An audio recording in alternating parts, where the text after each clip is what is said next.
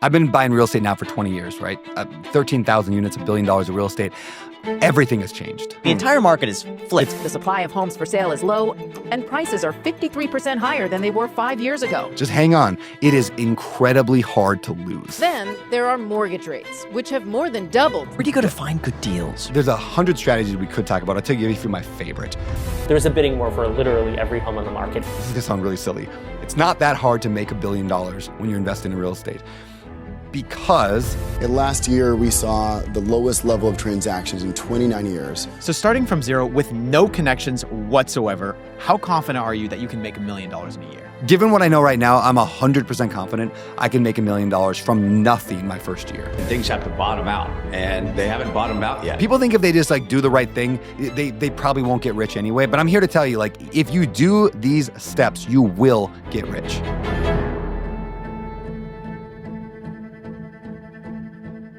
Brandon Turner, thank you so much for coming on the Iced Coffee Hour. We really appreciate it. Thank you so much for letting us stay here in Maui.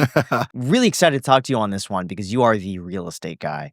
Thanks, man. No, thanks for coming out. It's always a pleasure. I mean, the last time we were in your neck of the woods in Vegas, and now we get to hang out in Maui, and we got to play with some whales yesterday. That was a good time.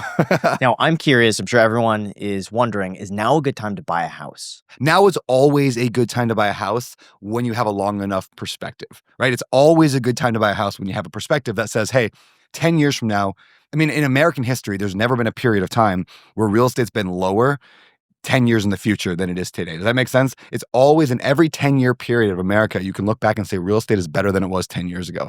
And I don't see that changing. In fact, I see that getting even more pronounced over the next few years. How has it changed since 2020, though? Because the entire market is flipped. It's completely Everything flipped. is different today. Everything is different today. So interest rates are double what they used to be. And so for those who are unaware what that means, it basically means your payment is double of what it used to be. So if you had a house that was, you're buying a $250,000 house and maybe your payment was, I don't know, let's call it $1,700 a month before, now you might be paying $3,000 a month, give or take. And that's a big chunk. But worse than that, or equally bad, to compound the effect, is prices are sometimes double what they were 4 years ago. So not only are, interest rates higher, which makes the payment higher, so is the property value, which makes the actual payment out of your pocket way higher. So the question, should you buy a house if you can afford it, would be my if you can afford it reasonably, a house would be a great investment long term. Now, if I push back on that, Please. I'm looking around and I would love to buy a house. Yeah. But it seems like renting is so much cheaper. Yeah. That why would I spend,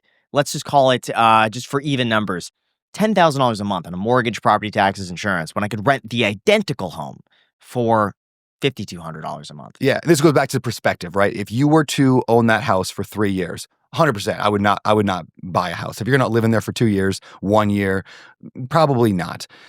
But if you're going to own that house for 5 years, 7 years, 10 years, 20 years, you're going to make so much more than $10,000 a month on average over that time period, because that house that you bought for whatever, call it $1 million, is in 10 years from now is going to be worth, call it $2 million, maybe $2.5 million, maybe $3 million. The prices are going up, especially because we have just a massive housing shortage in America.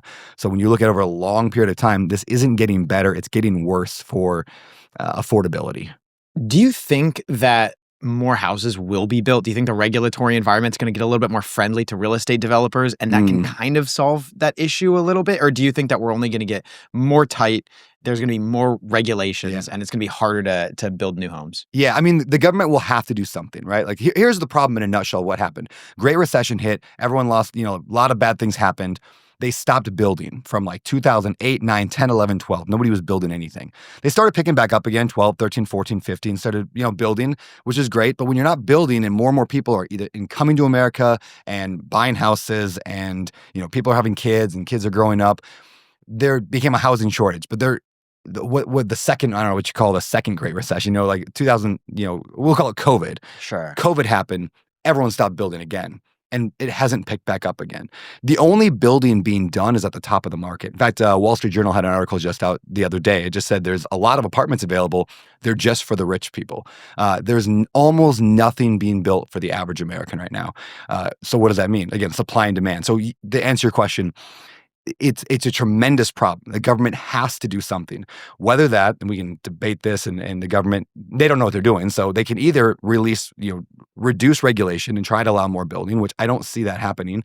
They can try to find a creative way to get more people into homes like California is doing right now with the ADUs, which is really fascinating. San Diego especially is wild right now.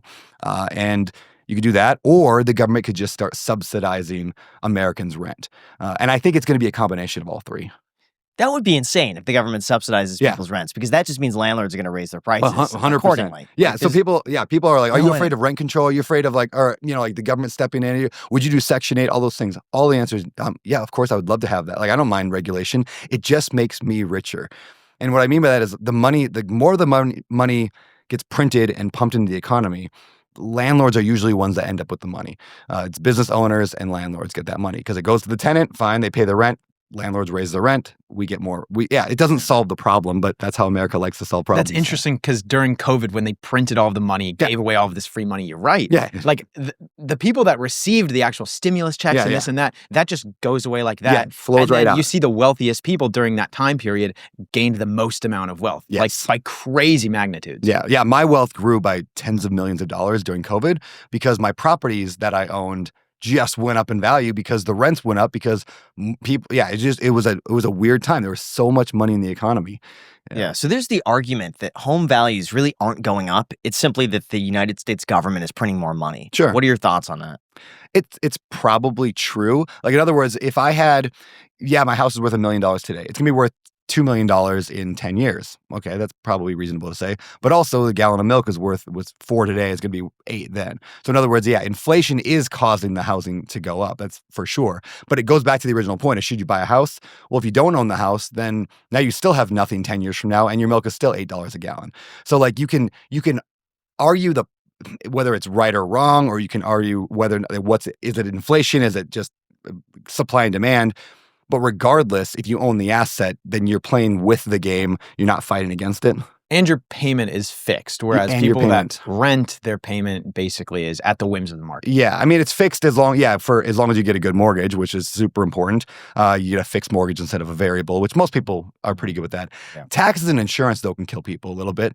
If you're whatever, your taxes are at $10,000 a year and then it bumps it up to $20,000 a year, your payment's going up by, almost $1,000 a month. That's real, but it's not, it's not going up by thousands of dollars a month. You're not going to be completely hosed if you own a house with a fixed mortgage. Yeah. Now, for those unfamiliar with you and what you do, could you give us a bit of a backstory of how you got started in real estate? Sure. And in essence, almost what qualifies you to talk about this? Yeah.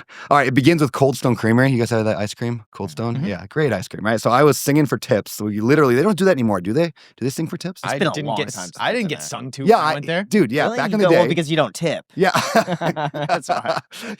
So back in the day, you work at Cold Stone and you sing when somebody puts a tip, like, thank you for your dollar, listen to us holler. I don't know why I remember that one. So you sing for tips, and that was my job. I was making $8 an hour plus tips, averaged like $15 an hour. And I decided to rent this like 4-bedroom apartment, and then I rented out each of the bedrooms to just guys from the local college, which is, an experience in itself. But all of a sudden I was living for free. And so that's how I got into real estate. So just people know I did not come from money. My dad's a meat cutter. My mom did daycare in my house. Like, we were very like blue collar, lower middle class. But I discovered like, oh, this is cool. So anyway, I did that. I ended up buying a house, just like a house, and then rented out the bedrooms to a bunch of buddies. Did the same thing, lived for free. Then I bought a duplex. That was cool. Lived in one half, rented out the other. Where'd you get the idea to do that? It was kind of an accident, actually. I was bowling with some friends, and one of the persons I was bowling with, I said, hey, do you have a place I can rent? And she's like, don't rent, just buy. And I was like, but that's crazy. I'm 18 or 19 years old. Like, why would, and they're like, no, don't, just trust me. She's like, just trust me, buy, don't rent. So I did. And that's literally where the idea came from. And and all those houses that I then bought and rented out the bedrooms, not only did I make cash flow, but like they all went up in value over time. In fact, one of them I just sold, like that first duplex I just sold last year, and I made like about $100,000 over a decade, which is not a ton of money, but I only paid $80,000 for the property. And so anyway, that's how I got into it, is just scrappy, just trying. So we went from 1 to 2, 2 to 4, 4 to 10, 25, and today we're at a little over 13,000 across about 20 different states. there's a lot of in between there story, but that's the beginning and And end. what about your involvement with BiggerPockets? Because Sure. that's how I found you. Yeah. originally. That's through BiggerPockets. Yeah, BiggerPockets. So I remember my very first property I ever had that was in that house. And that's when I decided, like, I'm going to be a real estate guy. I'm going to buy real estate. So I remember telling my dad, I was actually studying for the LSAT, the LSAT, the law school entrance test, right? I'm studying for it. And I tell my dad, hey, I'm actually not going to go to law school. I changed my mind. I'm going to be a real estate investor. And he's like, that's crazy. Like, why would, like, secure job, all that. And he goes, what are you going to do, Brandon, if the tenant doesn't pay rent? I was like, oh, shoot, I don't know. Like, I was like, you're right. Never mind. And I almost changed my mind. But what I did is I went to Google and I typed in, I don't think it was Google, Dogpile maybe. I'm like, whatever that old, before Google everyone used, maybe Yahoo, what to do when tenants don't pay rent. And this little tiny blog forum called BiggerPockets pops up. And I don't remember what the answer was. I remember I printed it out and I've had it for years. It's somewhere in a file here. But I printed it out. But what it meant was there were answers to all those, like, problems. Like when people are like, yeah, but you shouldn't do real estate investing because of ABC. Every ABC out there is an answer from somebody who overcame that and then made millions and millions of dollars. So it, like, expanded my mind to say, okay, well, maybe I can do this. So that's what got me into BiggerPockets. Actually, I was one of the very first signups on their website. I mean, it was basically just Josh Dorkin running in his basement. And I jumped in and started volunteering to edit blog posts for him. I was like, I can help out. Let me just edit blog posts. I pretended I was good at English and grammar, which I was not. That led to the podcast. And so I started the podcast alongside Josh. And then the podcast just took off and became the biggest real estate podcast. And like we were number 2 in the business category for almost a decade. That's It incredible. was Dave Ramsey and us. And I was like, can never beat Dave. That is so cool. So what's your most difficult deal that you've ever done so far across those 13,000 units? But you know what? Before we go into that, you have to ask yourself the question, what does the future hold for business? Because these days, everything changes so quickly. If you ask 9 different experts, you're going to get 10 different answers. It'd be really helpful to have a crystal ball. But until that happens, over 40,000 businesses have already future-proofed their business by switching to Netsuite by Oracle, the #1 cloud ERP bringing accounting, financial management, inventory, and HR into one fluid platform. You see, with just one unified business management suite, you have just one source of truth, giving you all of the visibility and control you need to make quick decisions. Plus, with real-time insights and forecasting, you're peering into the future with actionable data. When you're closing the books in days, not weeks, you're spending way less time looking backwards and more time on what's next. So whether your company is running millions or even hundreds of millions, NetSuite helps you respond to immediate challenges and seize your biggest opportunities. And speaking of opportunity, right now you can download the CFO's Guide to AI and Machine Learning for free when you go to netsuite.com/iced with the link down below in the description. Again, it's totally free when you go to netsuite.com/iced. netsuite.com/iced. The link is down below in the description. Thank you so much, NetSuite, for sponsoring this podcast. And now let's get back to the episode. So what's your most difficult deal that you've ever done so far across those 13,000 units? Oh, man. I'll give you a small example and then a larger example. Sure. Small example. I buy this house. I'm watching all the flipping shows. You know, the flipping TV shows are always on, right? Yeah. So I'm watching the flipping shows and I'm like, I'm going to flip this house. And this giant duplex comes for sale. It's like 4,000 square feet, top bottom duplex. I mean, there's like literal like blood spatters on the ceiling from like shooting up like drug. It was wild. But like, I mean, nasty house, but good bones, good structure, amazing view of the town that I lived in. And I get the thing for like 45 grand. I'm like, I'm going to make so much money. I'm like, I'm going to put maybe 40 into it. I'm going to sell it for 200. I'm going to make 100 grand. Like that was my thinking going into it. I go to a hard money lender, which these are companies that lend money to house flippers. I go to a hard money lender and the guy I'd worked with before and I knew, he's like, yeah, no chance. I'm not going to lend that. And I was like, but here's all my numbers. He's like, no, it's going to be way more expensive than that. It's not worth that much money. And you know, my answer was to him, like, I didn't say this literally, but in my head, I was like, screw you, man, watch me. And I went and like talked to like 20 different lenders, found one guy willing to do it. I go in there. It didn't take 40 grand to fix up the property. It took more like 80 grand to fix the property up. So now I'm in for like 120. And I did most of the work myself. A whole year of my life was working on this project. And my wife and I would work every day. The thing I put on the market for 180 instead of 200. Okay, we'll go a little cheaper. It doesn't sell at 180, not 170, not 160, not 150, not 140, not 130, not 120, 115 sells at.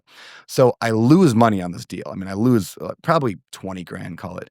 And that was the hardest. I mean, it was a year of my entire life and to lose money. I could have literally like laid on the couch and done nothing and made more money watching like soap operas. Like, but the reason I love that story is had I kept it a duplex, it would have cash flowed over $1,000 a month back then. It would be probably $2,000 or $3,000 a month today.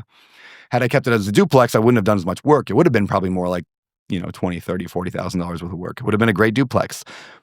Today, here we are 8, 9 years after I sold that, maybe 10 years after I sold that property. It's probably worth $700,000. No. Yeah. And so the lesson learned is like, yeah, flipping's fun. Like it's cool to take a house, flip it, make some money. But if you just hang on to real estate, just hang on. It is incredibly hard to lose if you can just hold on. And I could have held on just fine. So that was the hardest deal I've done then. And then I got a $72 million apartment complex in Texas that we were making maybe $1 million in cash flow. And then the government's just like, oh, by the way, taxes are now $1 million higher. So it's just like, it's not quite $1 million, but it just wipes out so much cash flow. So now we're just like, okay, well, we got to figure this out. So now we're looking at doing midterm rentals, like traveling nurse stuff inside of it, maybe doing some breaking up apartments into like co-living, sort of like rent by the room. We call them micro apartments, like trying to figure out when the taxes go up, how do we deal with it? How do we figure it out? And again, 20 years from now, not worried about that property, but right now, challenge. Is there any recourse on that where you could go and say, actually, we don't think our property should be assessed at this? Yeah, it's a great question. And yeah, everybody can do this, whether it's your primary residence, whether it's an investment property, you can challenge a tax assessment for sure. And we did, and you fight for it. And every area's got a little different process. And we did fight for it. And I think we got a little bit reduction on that. Insurance also went up at the same time, and that sucks. But that's the game we're playing. And now, I'm curious because I get these in the mail all the time. Yeah. These mailers that say, we think you're overpaying on your property taxes. Hire us that we could fight it and bring it down, and we'll get a percentage of the savings. Yeah. Is that a scam? That's a great question. I get them as well. Yeah. I've never hired one of them. I would guess this. It's probably not a scam. It's probably just it's probably a whole lot easier than people think to do it. And so they can just go do it themselves. Kind of like that business filing thing that right now everyone's supposed to do. You know what I'm talking about? Like right now there's some obviously people are listening to this in the future, but there's some we have to file some business thing. The government changed the rule. Yes. It's like one paper. It's free to do it online. You can do it in 5 minutes. But there's like a ton of companies right now that'll do it for you for $500. And it's like, don't do that. It's a horrible scam. So so get this. So our accountant emailed us saying, hey, you got to fill this out by January 15th. Yep. Fine. I Google it. Mm-hmm. I go through the form. And I realize at the very end, it says, perfect. Submit this for $179. And I realized, wait a second. I clicked on the first link. It was a sponsored link. And this company has the same website. And they charge you $180. And then I just went back and found the actual website, did it for free. Yeah. Isn't that wild? At the same amount of time. I want to make sure I sign this form. Yeah. I don't know what this form is, but does it save money? What is the... I feel like, So all it is it's the government's trying to collect information from small businesses who make under $5 million a year for an LLC or an S corporation. It's basically just a statement of who you are, how you make your money. But it doesn't make you any money. No. I think I remember doing that. Yeah. It's You're horrible. Yeah, now everyone knows I make less than $5 million. Dude, you just got called out. No, Okay. no, it's just in one of your companies. Your other companies are fine. This is in your hair care product company. Yeah. Okay, what's interesting is every time I hear someone talk about real estate, I'm like, this sounds easy. It sounds very doable. And then I always take it to the nth degree. Yeah. I'm like, okay, if I were to go all in on real estate, what does that look like? And then I start getting nervous because I'm like, if I buy all of my real estate in Las Vegas, what's my meteor plan? If let's just say Lake Mead dries up and then they can't source water. Yep. What happens to Las Vegas? If you buy all in California and then there's another California wildfire, or there's an earthquake, or if you buy all in the Midwest and you have a tornado, or what if government then in 20 years is you know what, we are going to develop ultra high density living and it's going to be super cheap and super affordable because maybe we actually have a government that's willing to do something like that, and then everyone moves into that, and then there's no reason for real estate. Maybe they deregulate and then all of these people go and they build all of these super cheap actual affordable homes that people can move into rather than mansions that everyone's been developing over the past 20 years. What is the I would say macro threat being a real estate investor? Well, let me first ask you this. Podcasting. When I think about going all in on podcasting and YouTube, I'm like, oh, but what if AI takes my place in 5 years from now and there's no longer podcasts and YouTube anymore? What if my entire career that I build is just in the toilet in 5 years because I went into something and then it got disrupted? That could happen, right? But it's not stopping you guys from doing this. It's not stopping me from doing it. Well, it depends because right now podcasting is kind of the thing for that's our job, and we can pivot, but something like real estate, you're using your capital to then buy something that in the event of, this meteorite plane or whatever could be completely worthless. Sure. And so there's so many other avenues. Like you could just invest in like international index funds, like Brandon loves to do, to get 3% returns. Or you can buy, like US-based index funds. Like there's so many different choices. And real estate sounds very appetizing, but then I'm also concerned because that is also, you can be subjected to macroeconomic things that just happen. For sure. I'm just trying to alleviate the fear decision, or the decision making based on fear of saying, hey, what if something goes wrong? Maybe I shouldn't do it because of that, right? One of my favorite lines, I don't know where I first heard it, but no risk it, no biscuit. Like if you don't risk, you're not going to get the rewards, right? Real estate, like, yeah, you could go and get 3% returns in some like very ultra safe thing. That's fine. And if you are ultra rich or you have a lot of money and you're not in the building phase, that maybe is fine. But for most people, when they're getting into real estate investing, like that are listening to the show, they're not sitting on $10 million of capital that just want to like, what do I do with this money, right? They're probably sitting on 50 grand. Okay, 50 grand at 3% per year, they're never getting rich off that, right? So you have to take risk in order to get the biscuit, if that makes sense. So on one regard, there's that. There is diversification though, of course. Like I don't like putting all my eggs in one real estate basket. I can't remember. Or something. Yeah, different location. I mean, we're in 20 states. I'm across different areas. Even like forget Open Door Capital, which is my large company. I'm also doing my own personal like real estate. I have a few small properties here and there. I got a couple condos here in Maui that I do on Airbnb. I've got a property I just closed actually 2 days ago in Florida that I'm going to do rent by the room, which is a cool strategy we can maybe talk about. I got another one in Atlanta I'm closing on. So I've got different areas with different strategies. Now, the more you diversify, the less expertise you have. So there's a danger there. We got to be careful not to get too wild and crazy, because the money in real estate today is in like being world class. Like if you're not world class, I would say the same thing with podcasting and YouTube and all that. Like you got to be world class. You can't just put up a video and hope to get 1 million views. You can't just buy a house and hope to make a ton of money. Like if you're not good, then you're going to struggle. Mediocrity doesn't really have a place anymore in the business world in America. How do you find a good deal? Oof. All right. Good deal. First of all, we got to define what a good deal is. Most people, when a newbie comes to me and they're like, I want to find a good deal. What is a good deal? Well, I mean, just something that makes me money. Well, how much? I want to make $1,000 a month. Okay. If you put $1 million into a deal, let me ask you this. If you invested $1 million into a deal and you made $1,000 a month, is that a good deal? Horrible. Yeah, because of what 1.2% return on your money? That's terrible. You might as well stick it somewhere else. What if you put $1,000 into a deal and you made $1,000 a month? Fantastic. That's a fantastic deal, right? So we have to define the terms. Like, what do you mean by good deal? So I want to say, hey, personally, I like to get, you call it 8 to 12% cash on cash return, which means in year one, I'm going to get back 8 to 12% of whatever I invested, just in year one. That doesn't account for the future.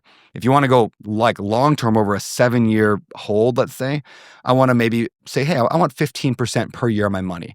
Whether you calculate it as an IRR, which gets a little in the weeds, IRR or average annual return, but I want to get like 15% plus per year. Where'd that number come from?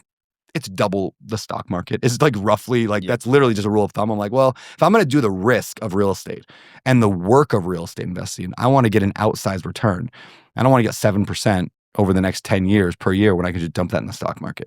But where do you find that? Because I'm looking all the time. I don't see any deals in Vegas. Yep. Commercial real estate tends to cap out about 6.5%. Yep. When I look at any options that are out there on the market, you either have to do a substantial amount of work to renovate and raise rents, or it's better just not to do that and to practically invest in anything else instead. Sure. Yeah. Real estate does not work like it used to. I mean, this is a big thing. Real estate in 2025 is not real estate in 2020 or 1918, 17, whatever.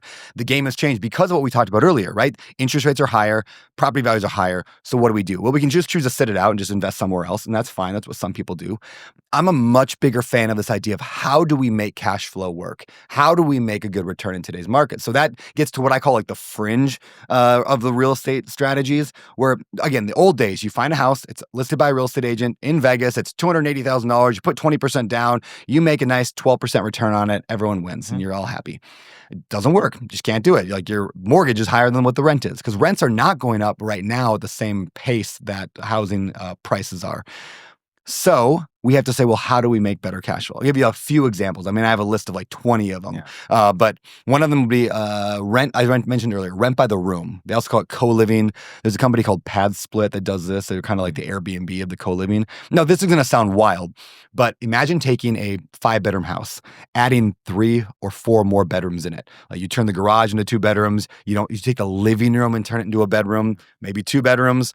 And all of a sudden, you've got 9 bedrooms in this house for maybe 10 grand, 20 grand of work to get that. It's pretty simple to put up some simple walls that are just kind of temporary walls. I mean, like they're real walls, but you could remove them later.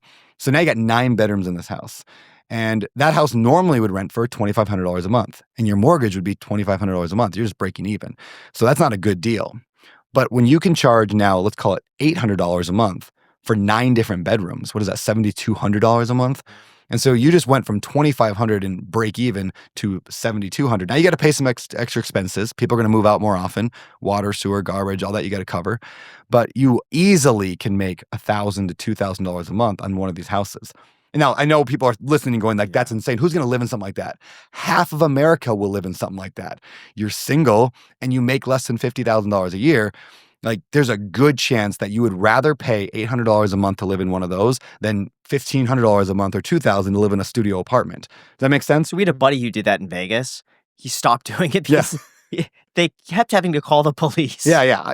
And he said He wasn't doing pad split, and that was in a sketchier part of town. But he did this 2 different properties where he rented by the room, and the police got called many times because I think he had dynamics. 3 fires. He had 3 fires. Like I would talk to him and he'd be like, I had another fire. And I'm like, what number are you at? Yeah, and he's like, the dude just set fire to the room. He just like had a breakdown and just lit it on fire. So I love stories like this. I call it like my uncle invested in real estate once stories, right? Everyone's got like, yeah, my uncle did, like when I tell people I do real estate, yeah, my uncle invested in real estate once and had 3 fires, right? Everyone's got that story.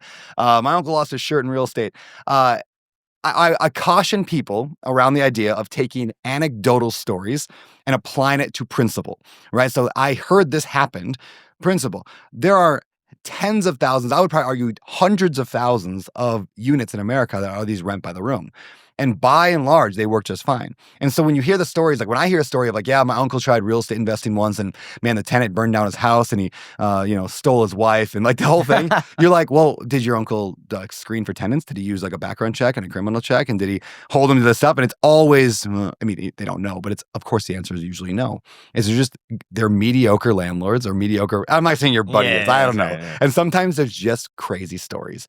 I mean, I have a mobile home park. I think I said this on the show last time, maybe not. I had a mobile home park where one of the tenants just like robbed a bank and then just went on the run, like from the feds. Like, yeah, that's a weird story. We couldn't evict him as easy because we couldn't find the guy, and it was like took months to get him out. Those stories will happen. I had another tenant in that same place. She was a prostitute who would advertise her services on like Craigslist or whatever, and she'd get people to come to her trailer, her mobile home, and they would come there, they would get undressed, they'd get all ready, and then her boyfriend would come out with a gun and rob them, send them out naked out into the night. And of course, they're not going to go to the police with it because like they're there to... Then all the neighbors. Yeah. So like it was just a really interesting scam that it's actually pretty smart. Like we have these stories, right? How did they get caught? Because they got caught because one of the guys who got scammed, he calls a property management company from like a burner phone. He's like, obviously I'm not going to go to the police with this. I'm not going to say my name, but this is what just happened. You guys should really look into it. So then we had to look into it. We had to tell the police, and they started investigating and the whole thing. Was there a sting operation? I don't think there was a sting. I think they just confronted the lady and her boyfriend, and I think that scared them enough to leave, and they ended up getting evicted a little while later because they stopped paying rent. I think they just disappeared. And yeah, anyway, those stories happen, right? Those happen when you have thousands of units, especially. You're going to have those crazy stories. I caution people against the idea of like a bad thing happened. Now, are there challenges with a thing like rent by the room? 100%. There are massive challenges. I'm not saying you should go do that. I don't do much of it. I'm very, very, very little of my portfolio is that way. However, it does work. There are many examples of people who are getting $1,000 to $2,000 in cash flow each home, and they just learn how to manage correctly. So this is that final point: is every one of the strategies, and I can name a few more, like ADU development. You build these little ADUs in the backyard. California's leading the way on that. I love it. Assisted living, residential assisted living, turning a house into almost a rent by the room, but for elderly, right? And yeah, there's problems with that. Everything I say here, build to rent communities. I love build to rent. Like you build a community of like 5, 10, 20 houses and rent them all out. You can make really good money that way. Every one of these people listening, something pops in their head and goes, yeah, but this, yeah, but this, yeah, but this. And that's hard. Like, oh man, imagine how difficult it would be to manage like a dozen tenants that live in one house. Yeah, you're right. That would be really hard. You know, it's also really hard being poor, right? Like being broke. That's really hard. You know, it's also being like, so in other words, like you pick your hard and money is in hard. Like fast money, maybe the way of saying that, fast money is in hard. When you can solve a hard challenge, like managing a bunch of tenants in one house, you're going to make a bunch of money. If you can manage the difficulty of getting licensed to do a residential assisted living in a community, super hard. I got a buddy doing that. He won't, like every house makes him $15,000 a month in profit when he's done. Yeah, but what about staffing? Yep, that's hard. It's hard to find good staffing.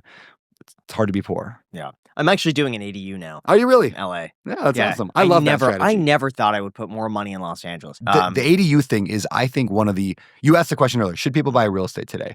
And the answer is yeah, long term, if you can hang on to it, sure. Yeah. It's a great idea. ADUs are a way to hang on to it because you can build an ADU. I don't know, what are you spending on yours? You know? So I'm spending $200,000 on mine. I'm able to borrow the entire amount as a pledged asset line at 5.26%.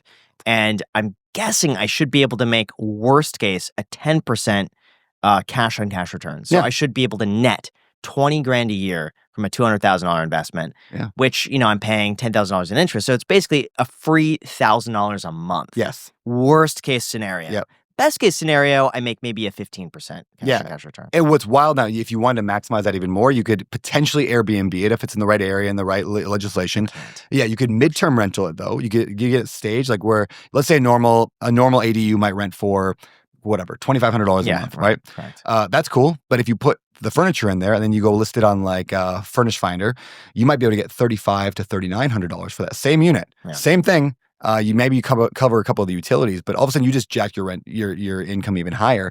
And there's other strategies as well. You can do the same thing. You can also add sometimes multiple ADUs now. I mean, people in San Diego are putting like 10, 15, 20 ADUs on one lot, and just property value. I mean, their value of the property goes up, their cash flow goes up. It's a phenomenal strategy. I love that you're doing that. I didn't know I'm trying one. If it goes well. I'm doing it on the other place, the duplex I used to live in. Turn that garage into an ADU. If that goes well, then I got the place in West LA where I want to do an ADU there. Yeah, that game is strong. That's how Hawaii is surviving. I mean, here in Hawaii, every house pretty much has an ADU. That's the only way to make it. Like this house where I'm at right now, I got an ADU right there. My parents are staying for the month in it. I got another ADU in the front yard, like another studio apartment. I could rent out that ADU if my parents weren't there. I could rent that for $3,500 a month, maybe $4,000. I could rent the front unit for $2,000. My mortgage on this place right now is only like $8,000. So like I could live almost for free in this house. I could have actually, I thought about it, this room we're in right here. I was like, I'm going to turn it into an ADU. I was going to turn that into the bathroom back there.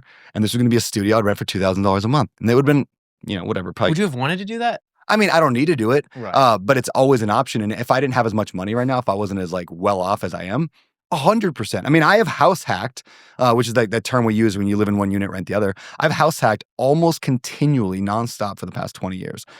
Even living here in Hawaii, my last house, I just moved here, but the last house I was at for the last 7 years, Graham, you've been there. My buddy Ryan Murdoch rented in the backyard. He paid $3,500 a month for the last 7 years, something like that. Like, what are your thoughts on modular homes? I see these like storage crate homes or the things like a home you can buy on Amazon and it's like $40,000 to add an extra unit. Is there any company that's doing it like in a legit way, or what are the issues with that? Yeah, it's a good question. I like where the industry is going. The industry of like these small built homes. Boxable is a company that's doing it really, really well. Right, they're out of Vegas. Love Boxable. Yeah, I love those little things. The problem with those is like they can advertise stuff like, hey, you can get a casita, they call it there. Like you can get a boxable house for $50,000. Wow, that's awesome. But then you got to site prep your property and you got to get the water, sewer, garbage hookup. You got to do all that. That might be another permitting, all that might be another $50,000. And then the house is only 400 square foot. And so then you're like, okay, well, now I'm at $100,000 for a 400 square foot house. You actually could build a 400 square foot house for under $100,000 without doing one of those fancy like names. Now, the reason I like them is because we're moving into that direction where we're almost turning homes into like IKEA, or like they're going to get, the prices will come down. It's going to be one of the solutions to the affordable housing crisis in America. If ever, I mean, cities are following one after another. They're following California. California always leads the charge on this stuff, right? So California is doing the ADU thing. It's working really well. It's solving a lot of the affordability problems. We have a problem with parking though. But Elon's going to solve that in the next few years. And so like once we no longer need vehicles, and majority of people will just hop in their automatic, Tesla and whatever. We won't worry about the parking much any longer. So it's a temporary problem with the parking right now. But that's solving the problem. City after city will be adopting this. It'll be across the whole country in the next few years. How many ways are there to make money in real estate? And what do you say are the best ways? Like, what are the ways that people also don't really think about?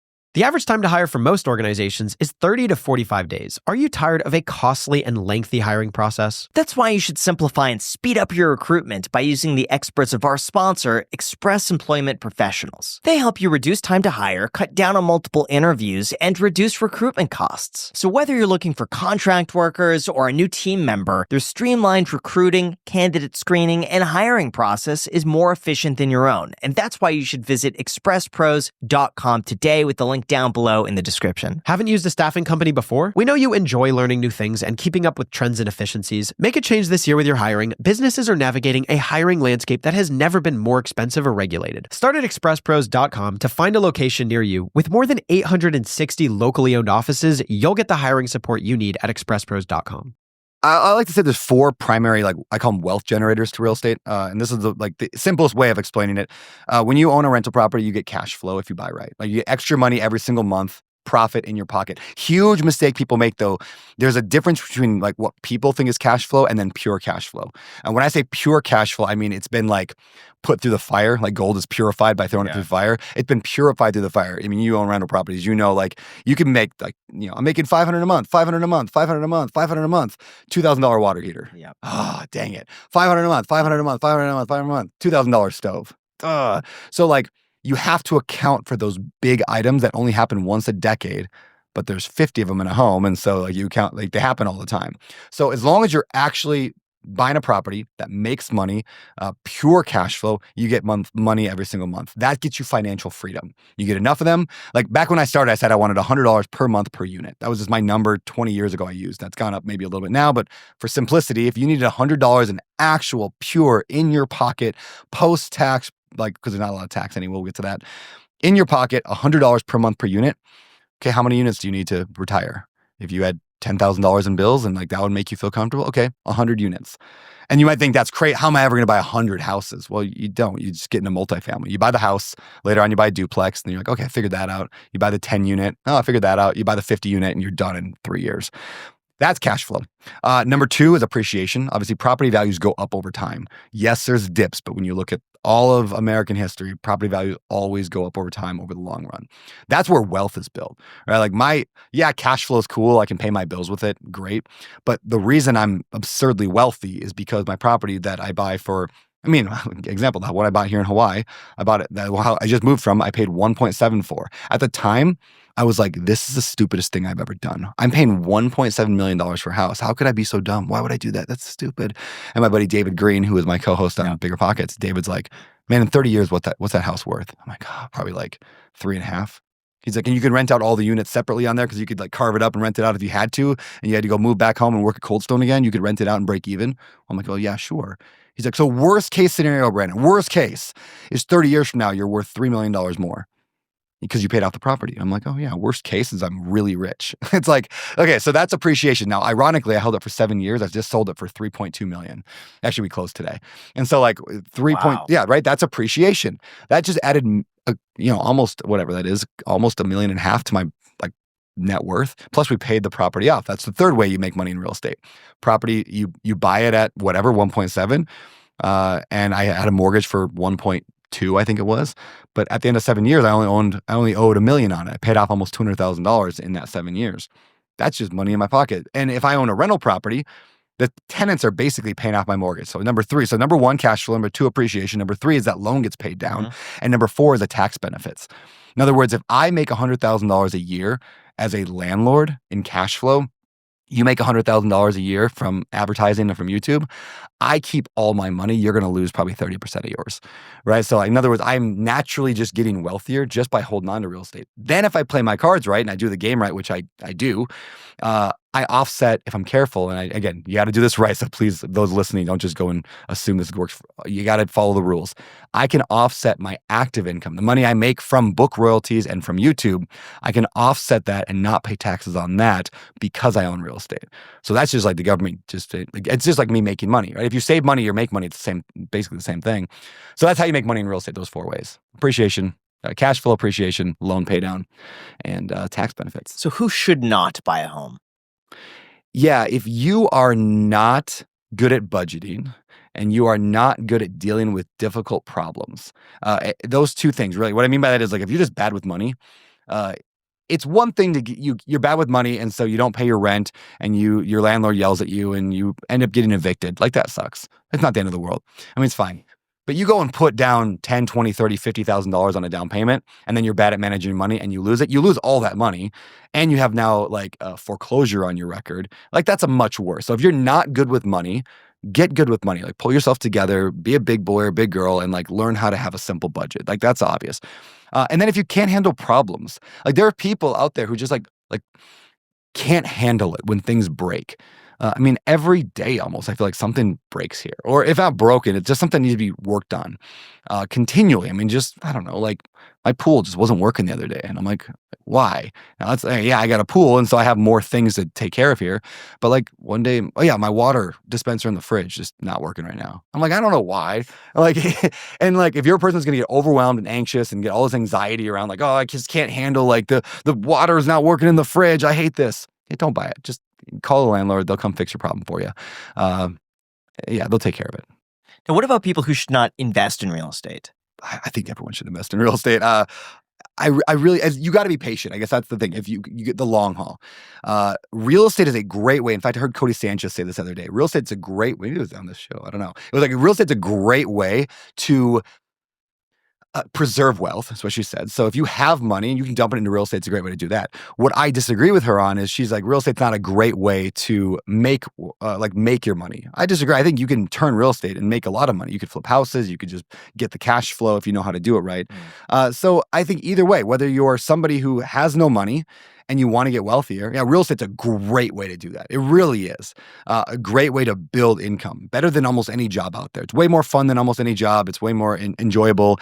It's way less, I don't know, drudgery. Like everybody in real estate just actually kind of enjoys it, most people. But yeah, and if you're super rich, real estate's a great way to, keep growing, preserve your money. Yeah. What would you say to someone like me, where I look at the work of real estate and I think to myself, my time is better spent either getting a better guest for the podcast, one extra YouTube video a month. Yep.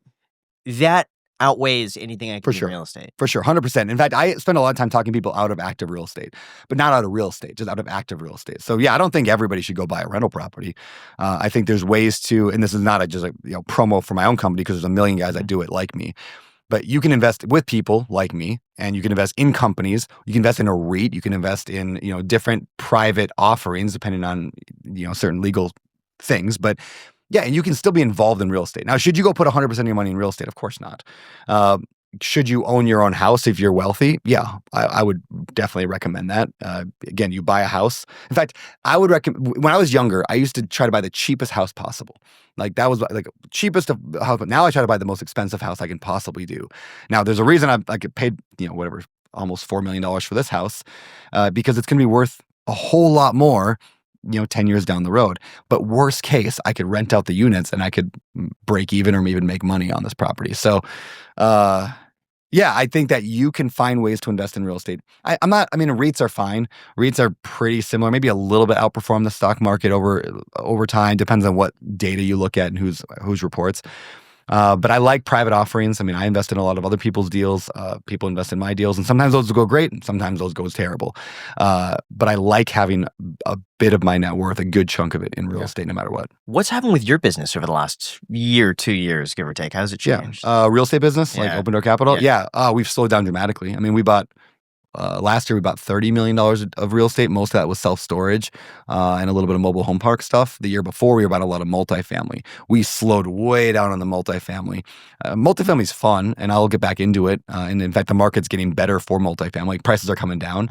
But the same thing I said earlier about houses, if interest rates are higher and property values are higher, it makes just the payment much, much higher. That's what happened in multifamily. It's just the same thing that happened. Interest rates, taxes, insurance, made multifamily not really work very well. So we just went from Yeah, I think our goal the year before, I don't think we quite hit it, but our goal was 300 million in real estate purchased, and then we did 30 million. Like that's like Grant Cardone has a 10x rule. Yeah. I did like the 10x slowdown. Like it's like, but who cares? Like that's real estate. It's cyclical. So when it's good, it's great. We get in and we go hardcore, and then when it's not, we slow down a lot. We've shifted a little bit to lending. Like I launched a lending company that just does like hard money or DSCR loans. That's been super profitable and successful. We've leaned into the operations around mobile home parks because we have 6,000 mobile home like units around the country. They're a lot of work to manage. They're hard. Yeah. And so we've really leaned into like operations. Like how do we maximize the profit versus grow the portfolio? So it's been a optimizing year. Yeah. All right, question for you because I'm a podcaster too. All right. I've been wondering this whole episode. What is that thing? The green bottle. Oh my gosh. Okay. Magic Mind. So no joke. They sent us these things months ago. And they just sent it as like a gift. And I've been taking them everywhere with us. Every single podcast, I put them in the backpack because I could take them through TSA because it's like the liquid limit. But it helps me focus before a podcast. It has like a little caffeine in it. Not so much that it makes you all like, jerked out. It's like a midday boost. It is what it is. But what I do is I take them with us in my backpack, and usually I'll have one right before a podcast. It helps with mental clarity, focus. I really enjoy it. I love it. And then they offer to sponsor the podcast.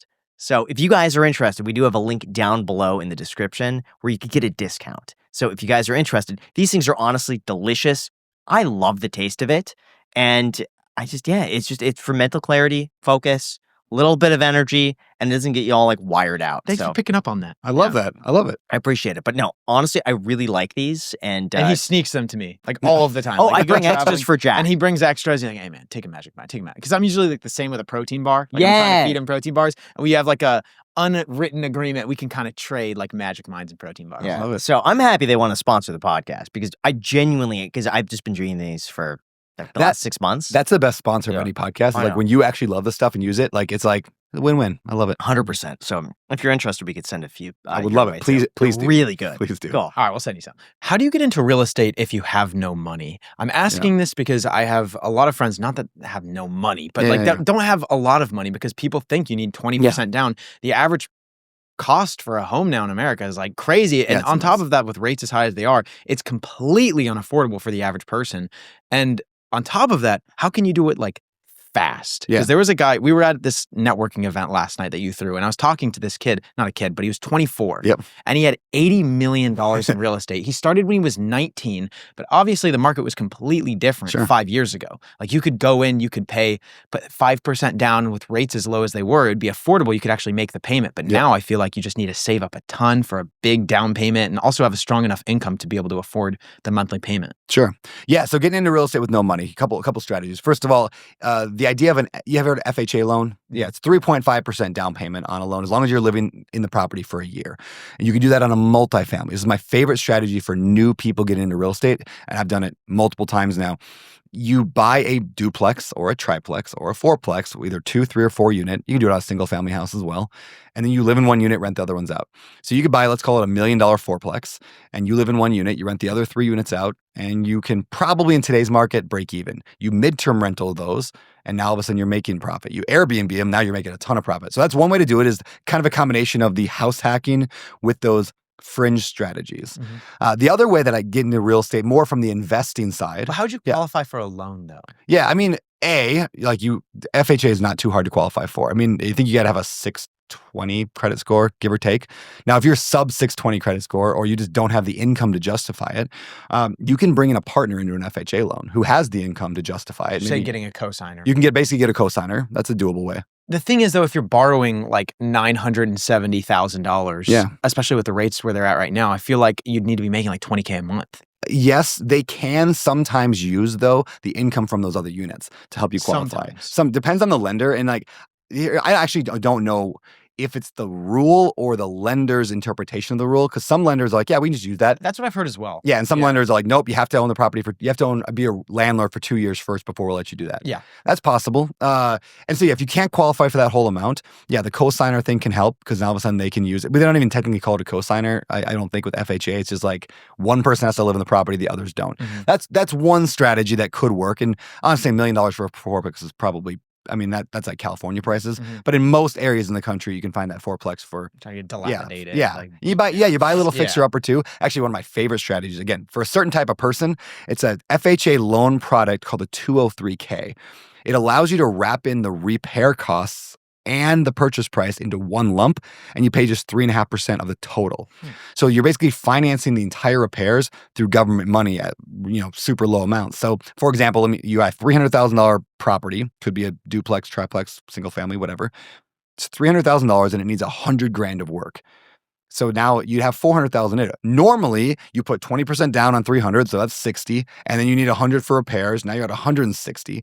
That's a lot of money. But instead, they take the total amount, 3 plus 1, you're at 400,000. Take 3.5% of that. So what is that, like 15 grand, give or take? And you put the 15 grand down, and then they fund the $100,000 needed for the rehab. That's a cool program and now, why would you do that? Because that property isn't worth $400,000. If you bought right, if you know what you're doing a little bit, you analyzed it right, you don't buy a $300,000 house, put $100,000 into it just to have a $400,000 house. That'd be silly. Just buy the $400,000 house. You do it because it's worth $500,000 or $600,000. So the reason I love that 203K loan is it's instant big equity. Like you build in equity right away from the front. Like right away you got equity. And two, because you remodeled the house, I mean, you put $100,000 into it, you can get much higher rents. It's something I don't think a lot of people realize about landlording is like when you have a nice property, most properties aren't nice. Most rentals are not nice. I'm a bougie guy. I like nice stuff. So like if I was a tenant, I would pay hundreds and hundreds of dollars more for a house that looks like it was designed by Chip and Joanna Gaines than I would just for a house that is white walls, boring, like ugly flooring, whatever. So you made this property nice. You get an extra $500 in income on each unit, let's just say. So your cash flow is up $1,500 a month. So maybe it would have been a break even. Now you're making $1,500 to live for free, and you have a couple $100,000 of equity. Win, win, win, win, win. So anyway, I love that strategy. 203K loan, very, very cool. The other way to do it on the investment side, let's say you're like, well, I don't have a lot of money, but I don't really want to buy a house for myself. I like being whatever. I like not owning a house, or I already own one. The simple answer there is just partnerships. That's literally how I grew to 13,000 units. I didn't do it myself. I have 2,500 partners. And so let's go real simple though. I bought a triplex one time, or I found a triplex. I really wanted this property.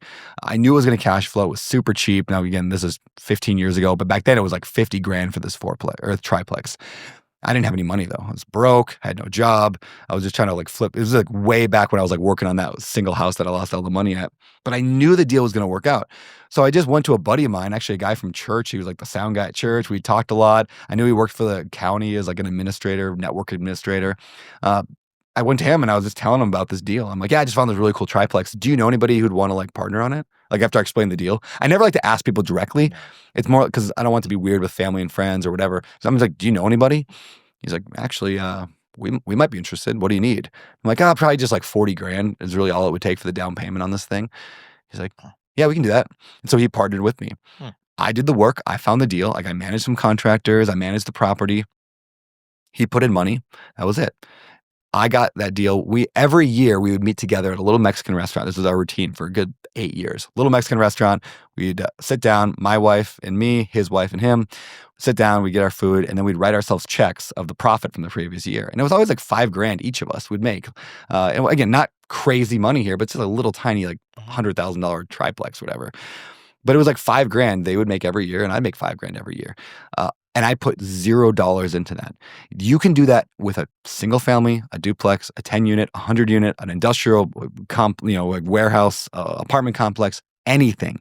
There are people in America, a lot of them, who have a lot of money. Like, do you know the stats on how many millionaires are in America? I don't offhand. It's a lot. Yeah, higher than you would think. Yeah, it's way higher than you think. There's so many people with money. I mean, I know you polled your audience recently. I polled my audience recently. Like, we have a lot of people with money that follow us, but they don't have time. They don't have passion or desire to go learn how to do this game. But here's the fun thing about real estate. Real estate is sexy. And what I mean by that, if you poll, we should do this poll actually. Yeah. If you polled 10,000 Americans and said, do you think real estate investing is a good idea someday for you? Like, do you want to someday invest in real estate? What percentage are going to say yes? 99%. everybody knows real estate's fun and cool and a good way to make money. Most people just don't think they can do it, but everyone likes the idea of it. There's just something American about real estate investing. So anyway, now you're the expert. You know what you're doing. You find the deals. You're just good at this because you listen to the podcast and read the books and all that. There are way more people out there that are rich with no time that would work with you than there are like people to do what you are. The bar is very low for finding deals. Nobody wants to work. Lots of people have money.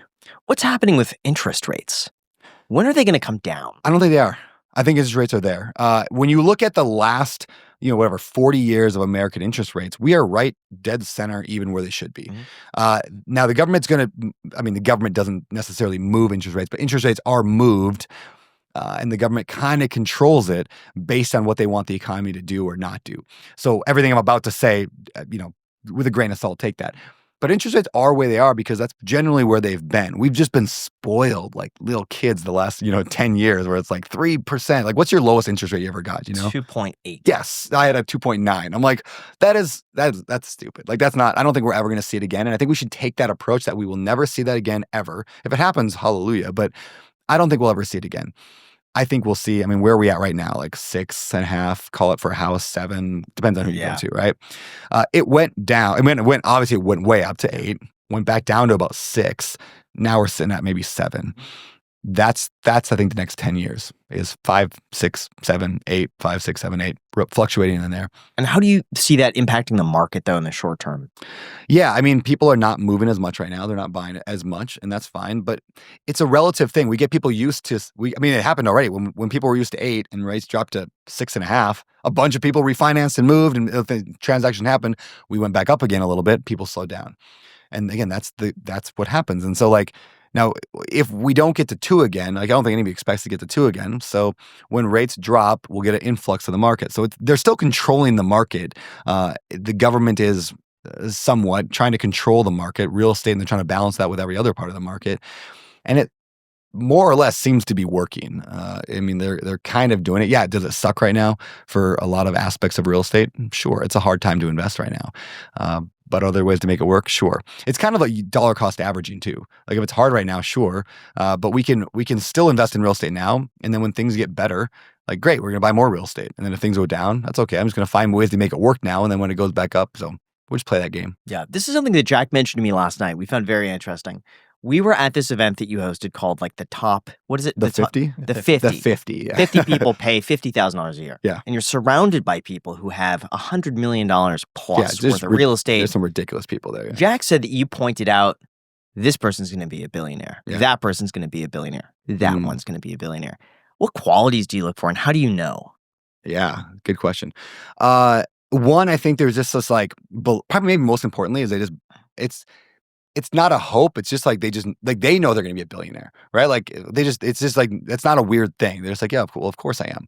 Like when you look, especially age and like time, like the kid you were talking to, again, yeah, we're all old men talking about these 24-year-old kids. Yeah, but Arik, who's coming on my podcast, actually we're filming him in like 3 hours from now. He's 24. Like is he in already $80 million of real estate? Like as long as he doesn't drastically wreck something or the market doesn't completely tank, given a 30 or 40 year span, he definitely is going to get there. But the same with some of the guys that if their net worth is $200 million right now. There's guys in the group that have $1 million net worth and they're pretty relaxed and they're like, yeah, I just like to buy a few more properties every year. And yeah, I'm not going to say they're going to be a billionaire. But the guy that's at 150 million net worth, he owns 5,000 houses and he's like aggressive and he knows like, yeah, I'm going to keep growing this thing. I love it. How is he not going to be a billionaire? Right, even if he just grows at 12%. Yeah, just like a decent number. I used to think I was going to be a billionaire. I've changed though over the past year. Like a year ago, if you'd asked me, I was like, yeah, I should be a billionaire. Like just based on the next 30 years of growth of my portfolio, if I just keep doing what I'm doing with open door capital, with the properties, with raising whatever, yeah, I'll be a billionaire and that's fine. What's changed is my motivation. Like, I had another kid just a few weeks ago, and so I've got 3 now, and I'm really enjoying that. And I'm like, I don't think I'm gonna do for the next 30 years what I've done for the past 10. I think I'm gonna slow down dramatically, and that's okay. I've come to a place where I'm like, well, I don't need $1 billion. If I wanted it, I'm sure I could probably fight for it and have a pretty decent chance. So, but yeah, so you see it in some people. They have the ability to. because they have a business mind and they've got a strategy to get there. This is going to sound silly, but it's not that hard to make. This is going to sound really silly. It's not that hard to make $1 billion when you're investing in real estate, because if you buy $2 billion of real estate, and again, people are like, that's ridiculous, but you can do it with partners, bringing people, raise money. When you're talking $100 million apartment complexes, it's not that many of them. So you buy a couple $1 billion of real estate, and then over a time period, 5, 10, 15 years, that goes from $2 billion to $4 billion. Okay, you just made $2 billion. Yeah, you had partners. Okay, so they get a bunch of the money. So they might get half that, and you get the other $1 billion. That's just how billionaires are made in real estate. It's not a super complex thing. And the process of buying a $100 million apartment complex is really not that different. And in fact, I would argue it's easier than buying a $100,000 house in a lot of ways, because you have people, you have teams. I mean, yes, less competition. Less competition, yeah. And it's just so much more systematized and less drama. And so, like, if you can buy a $1 million house or a $1 million apartment, you can buy a 10 million or a 50 or 100. There's little nuanced differences, but that's why I say it's not hard to be a billionaire in real estate if you really wanted it, and if you're willing to scale and you have that vision for getting there. It's not that hard. How was the guy able to get $80 million of real estate at 24 years old? Yeah, it's a How great did he do question. that? Yeah, go listen to my episode when it comes out. No, here's his strategy, and this could work. And I feel like he should tell his story, but better than I can. But I can just tell you a bit of it. Is he utilizes a combination of seller financing, which is where the owner of the property will carry the mortgage, right? So imagine, first, if this is confusing, imagine, Jack, you have a car. What do you drive? A Tesla. Okay, Model Y. nice. Okay, you got a Model Y. What's that thing worth? Rub it in. What? Okay. What do you want it? What's it worth? What price did you pay, and what it's worth today? Yeah. Tell Top the of the audience. market, I purchased it for 58 all in, All right. and it's probably worth 30. Okay, that's fine. Do you own anything on it?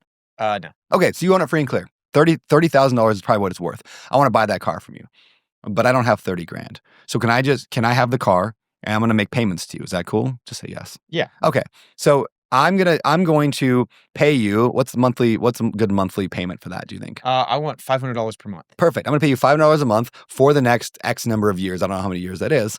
Now, I'm going to own the car. Like, it's going to be my car. It's mine, but you are going to have a lien on it. In other words, if I don't pay you back, you can go and repossess my car. That's done all the time, right? When you buy a car from a dealership, it's your car, technically, but the dealer or the financier, whoever ended up with the loan, they have that lien. They can just go and foreclose, or not foreclose. They can repo it from you. Real estate, exactly the same way. And so, you have a house worth $30,000. I want your house, and so obviously, just trying to keep the math the same, I'm going to pay you $500 a month for your $30,000 house for the next X number of years. And you get the monthly payment. The seller financing is fascinating. It's a great model. A lot of investors, my buddy Gabe Hamill, he's built his entire portfolio, millions and millions of dollars. He's built it just off seller financing. That's pretty much all he's ever done. Now, why would a seller do that? Like, why would you do that? Because you want $500 a month. Like, yeah, you could sell me your car for 30 grand. I could give you 30 grand. Well, now what? You got to pay taxes on it. So you're going to lose 10 grand just in taxes on that thing. So now you only get left with 20, and you're an old guy. What are you going to do with 20 grand? Stick in the stock market? Oh, that makes you nervous, because, like, what if that goes down? That's my retirement. But I like $500 a month, and I know the car. It's a nice car. I can take it back if I needed to. So that's why guys do seller financing. I've done seller financing for people. How does taxes work on that? Because you mentioned the tax thing, that if you get the $30,000 up front, you're going to pay tax on it. Yeah. How does that work in real estate? Are you only taxed on the monthly payment? Yeah, pretty much. I mean, the simplistic version of it, but yeah. So when you do seller financing, you only pay taxes on the money you're receiving. You don't pay it on the entire amount. So again, let's say I wanted to buy $1 million property from somebody. In fact, my very first apartment complex, I bought a 24-unit apartment complex when I was 24 years old. And the owner, they didn't want, it was like let's call it 500,000. It was roughly 500K for this 24 unit. They didn't want to own anymore. They wanted to travel. They were mid-70s. They had an RV. They wanted to go travel and see their grandkids around the country, but they were relying on that income because they were running the company. They were running the day-to-day operations, but they didn't want to run the day-to-day operations. So instead, they sold it to me. I paid them every single month, and they just went and traveled around. And so they just paid taxes every year on whatever they received in that year. And again, it's pretty low tax rate because you're just basically getting interest. I think it's just interest money at that point. Yeah, pretty Pretty cool strategy. So when guys like get a lot of real estate for no money down, a lot of times what they're doing is they're doing a combination of some seller financing, like they might get the seller to carry a $1 million second mortgage, and then they go to a bank and they get the first mortgage for a $4 million one. So they have $4 million from the bank, they have $1 million from the seller, and there's the $5 million needed to buy this property. Let's say, does that make sense? Mm-hmm. So that's one strategy that a lot of people utilize to get big real estate deals for really no money out of pocket. Where do you go to find good deals? Because everything that I see, let's call it the MLS. Yeah. Everyone else has access to it. It's not really the cream of the crop, let's just say. So where do you go? Yeah. So there's 100 strategies we could talk about. I'll tell you a few of my favorite. I still love what they call it, driving for dollars. It's almost no money. You can do it. Most people can do it if they got a little bit of free time. Get in your car, go to the neighborhood you want to buy a property in, and just drive around. And what you're looking for is just properties that look like they have a problem. Like there might be something wrong. In fact, I like walking for dollars in my neighborhood, like up here. And when you're walking and you're looking for those, you see them everywhere. Like you guys are gonna start seeing this stuff. Like you see a mailbox that's just stuffed full. And you're like, oh, interesting. They haven't checked their mail in weeks. I wonder what's going on there. Or the lawn is, 8 inches high. They haven't mowed their lawn in a long time. Or like there's not a single item outside their house. Nothing. It's just completely empty. They don't have nothing. There's no bird feeder sitting there. There's nothing. Blinds are all closed. It's probably vacant. So what you're looking for is problem properties. And then it's all public data. You figure out where's the tax bill going for the person who owns that house. So you can write this down. There's an app out there. I have no affiliation with them, but they're called Deal Machine. Yeah, Deal Machine. I've used them before. It's great. It literally lets you do all this on an app. Yeah, you just like, okay, that address, that one looks interesting, that one looks interesting. And then you get the owner's address where the tax bill is going to. So if it's not that same place, which usually it's not, now you know where it's going. And you can, what they call skip trace, you can find their phone number. Call them up. Hey, I was just walking by that house over on 3rd Street. I saw it looked vacant. I'm just a young new real estate guy looking to buy a property, and I just thought I'd reach out. Hey, any chance you want to sell? And so the short answer, like that's one strategy, driving for dollars. The more meta or more like high level discussion is real estate investing, like for good deals, is a funnel. Like if you think about like funnels in business, right? Like, hey, you're I don't know, whatever, like your car dealership, and you have 1,000 people drive by every hour, and out of those 1,000, 10 people stop by and come inside, so it's like 0.1%. And out of those 10 people, 2 of them test drive a car, and 1 of them takes the car home and drive. That's just a very simple sales funnel. We do it in every aspect of business. That's all finding good deals is. I have 1,000 properties on my like list here of properties that I think I might want to buy. I'm going to contact them, and I'm going to get a hold of a third of them. And out of the third I'm going to get a hold of, maybe 10% of them are going to have an interest in selling. Out of them, maybe half of them will actually, agree to sell. And so I might have 1,000 possibilities, and then I buy one of those homes. It's just a funnel. And so the people who do a lot of real estate, we buy a lot of real estate, but they're big deals. I got buddies like my buddy Cam Cathcart. He'll buy 10 houses in a month. Like, how do you buy 10 houses in a month? It's because they are talking to thousands of, or hundreds or even thousands of people, and it's just a funnel. They're never surprised. Like the best real estate investors, all the people I interview, all the people that were at the 50 last night, like nobody's surprised when they get deals because it's just a funnel. Nobody's surprised they have a 6-pack. Like it's not like you're looking down and you're like, oh shoot, where'd this come from? Like, whoa. It's like, I'd be shocked if I didn't, I don't have a 6-pack, but if I did the work for a 6-pack, I just have a gym in my background to make it look cool. But if I did the work for years and years, I'd be shocked not to have one. If I sent out another strategy, if I sent out 10,000 mailers to people who owned, let's just say, for example, you own real estate, but you don't live in that property. That's public data. We can pull that list real easy using a site like PropStream. That's a website. I send out 10,000 letters to 10,000 people that own a house, but they don't live in the house. Well, what does that mean if they own a house and don't live in it? It's probably a rental. Uh-huh. Okay, well, or it's just vacant. Either way, would somebody who owns a property that's vacant or rental, would they consider an offer on their property? Good chance, like maybe, right? Like I'm a landlord. If somebody wants to buy my property, the answer is not no, it's how much, right? Like I'm like, well, let's talk. All right, so you send out 10,000 letters. Now you might get, let's call it 1%, like of those people are going to call you back out of 10,000 letters. So is that what, 100? Am I doing my math right? Mm-hmm. So like, okay, you get 100 phone calls. Out of them, some of them are going to be like, screw you, take me off your list. I hate you. Like you get those.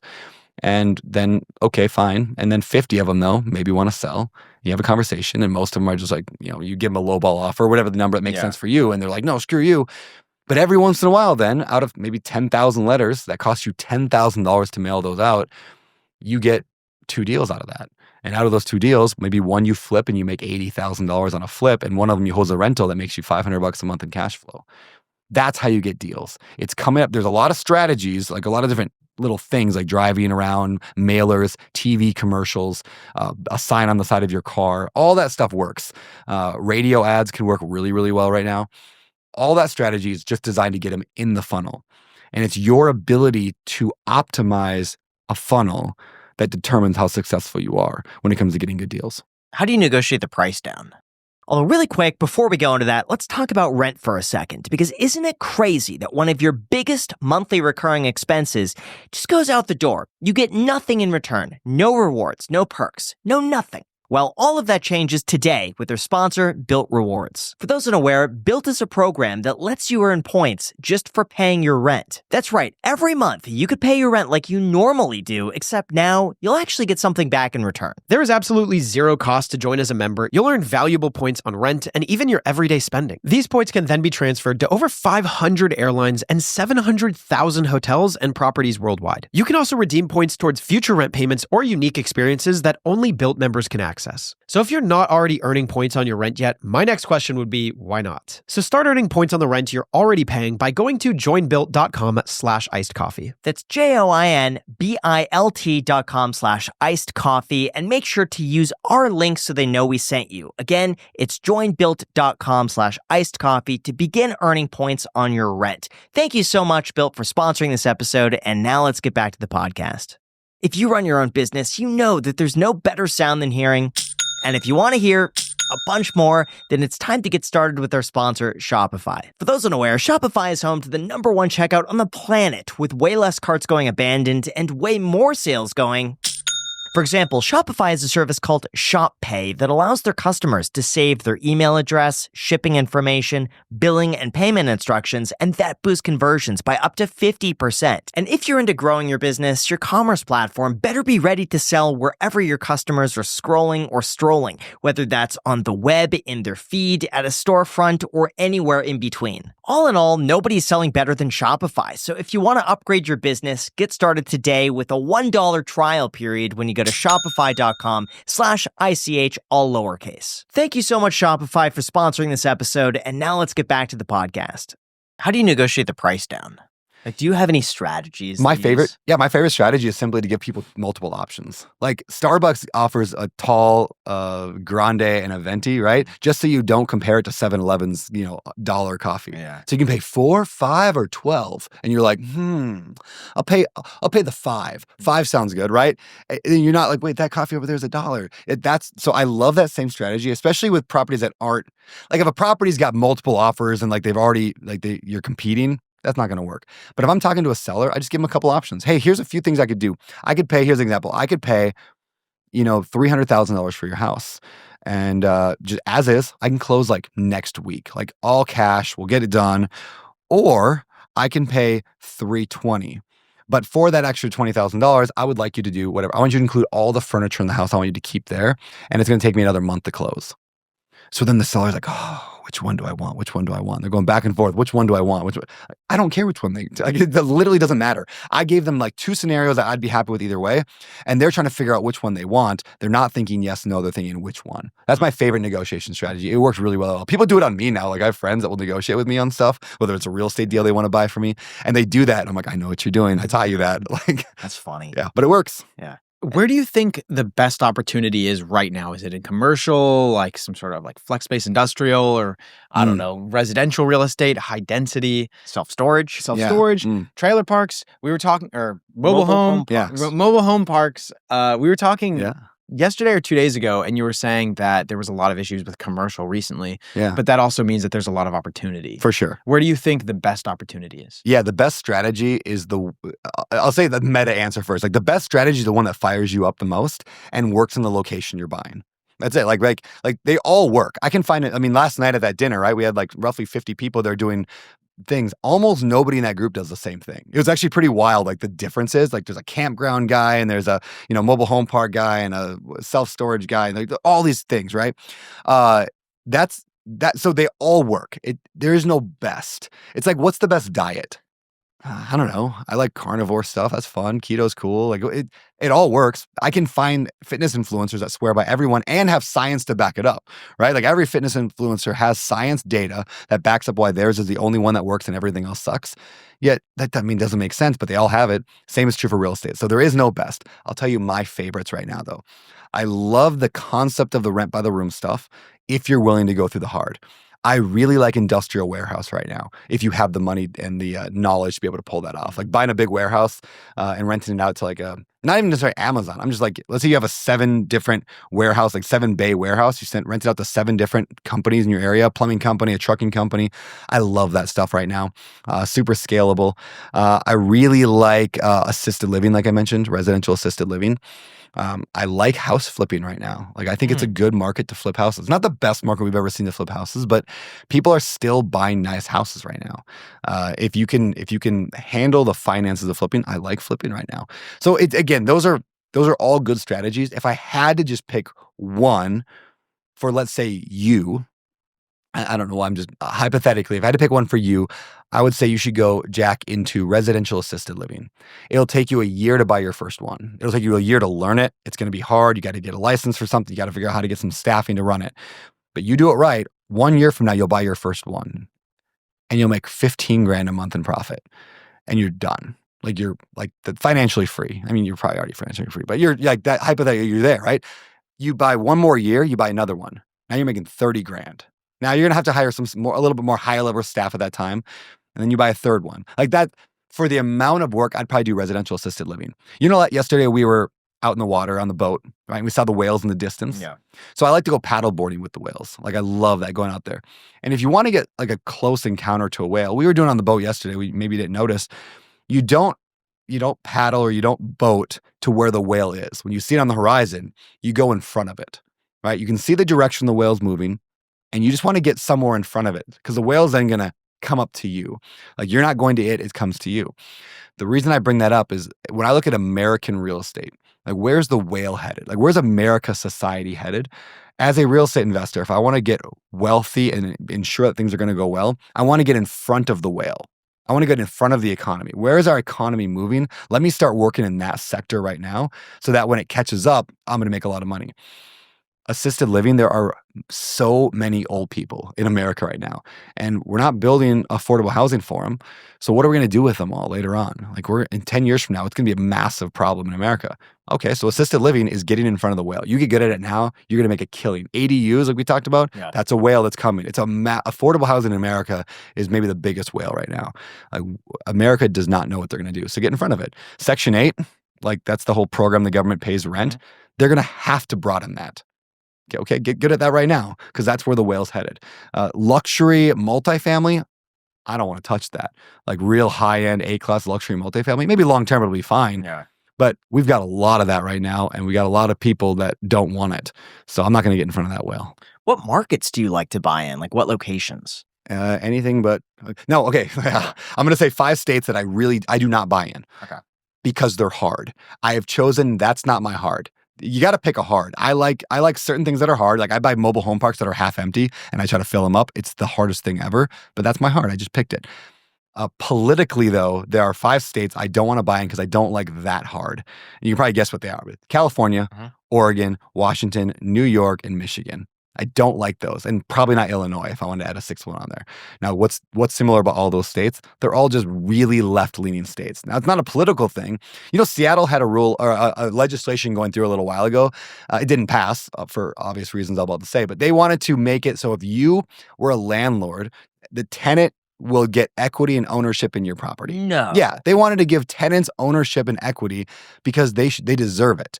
Because they're living there, housing's a right, and so if you are a tenant, you get to own your landlord's property, and the longer you live there, the more That's That ridiculous. would ruin tenants. It would just ruin everybody. Like as a tenant, like, hey, we need $800,000 for a new roof. So, hey, Miss Johnson, I know you're just working at the grocery store, but we're gonna need you to cop up 40 grand out of your share. Like it would never work, right? Like this is silly. But it doesn't matter. It doesn't stop liberal governments from just being silly. And that stuff starts passing. Sometimes silly things start passing. And there's a lot of just legislation that doesn't help me as a landlord in those 5 or 6 states. So it has nothing to do with the politics of it. Like some people, I'm sure maybe it actually helps people. Good. Doesn't help me. And so therefore I'm going to avoid those states. Wow. What about locations you really like? If you were to pick maybe like the top 3 states. Yeah, I like Florida a lot. A lot of people moving there. I like Arizona a lot. A lot of people moving there. I like Nevada a lot. A lot of people moving there. Again, all generally conservative states, not crazy. Property taxes aren't insane. I like Texas, but property taxes are just too crazy. Can you make it work? Yeah, that's just not a hard I want to face. And I own hundreds of millions of dollars of real estate in Texas. I'm just like, I really am getting tired of the property tax problem. So what about buying for cash flow versus appreciation? yeah, that's why I don't believe you should. I don't believe you should choose. I mean, again, there are nuances here, but I think you buy real estate in areas that will appreciate, and you use strategies that cash flow today.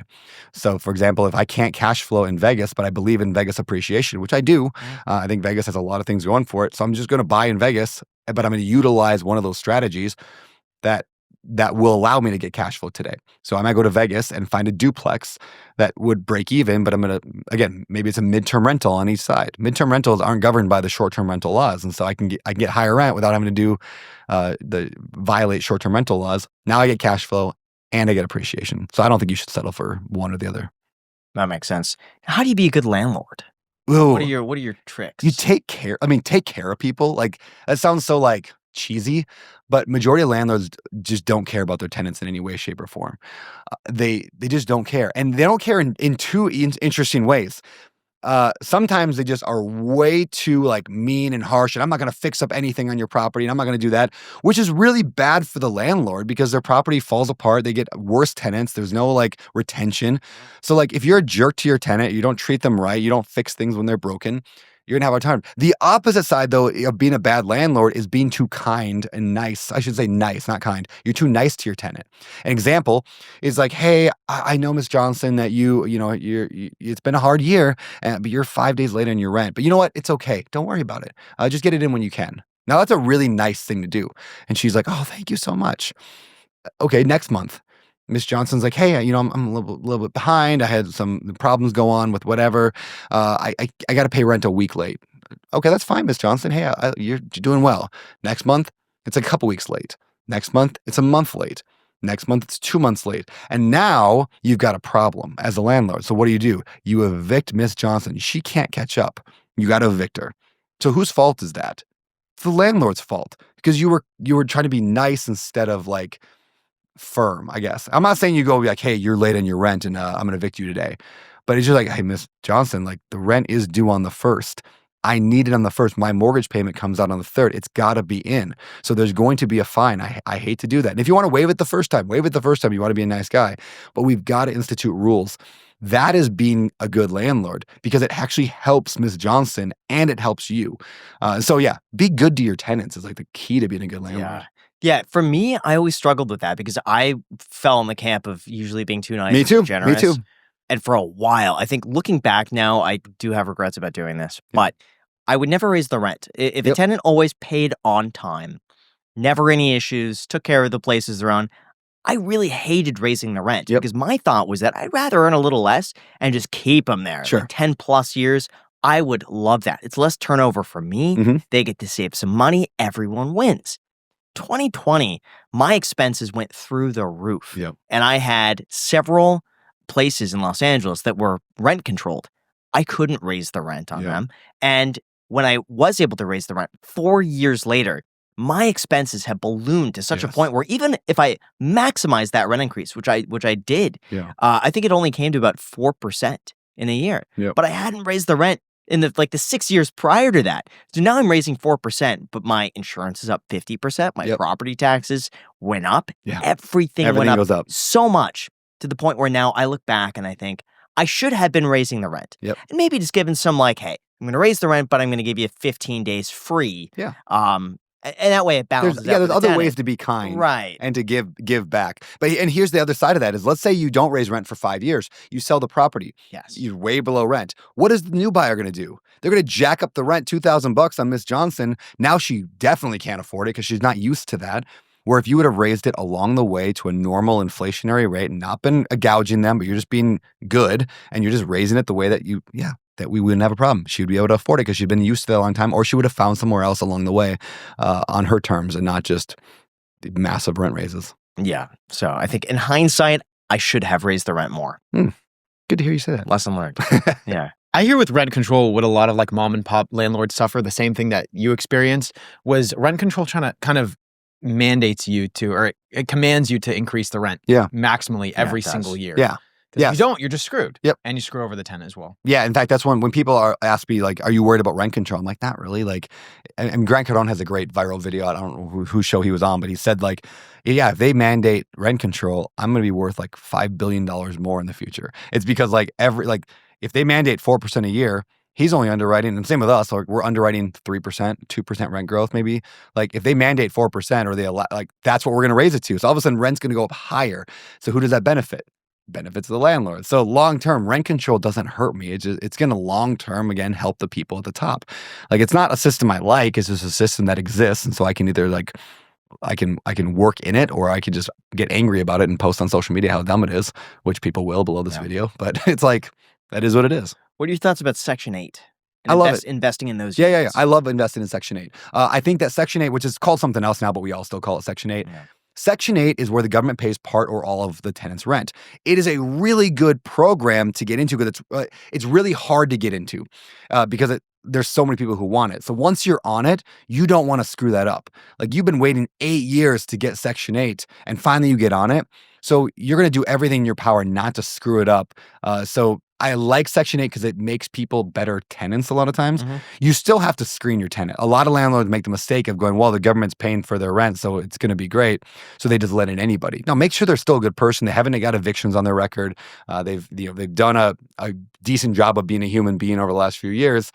And then Section 8 can be great. Again, I think the U.S. government is going to have to widely expand. I mean, maybe 10x or 100x that Section 8 program. I think it's just a trial right now for what's coming in the future.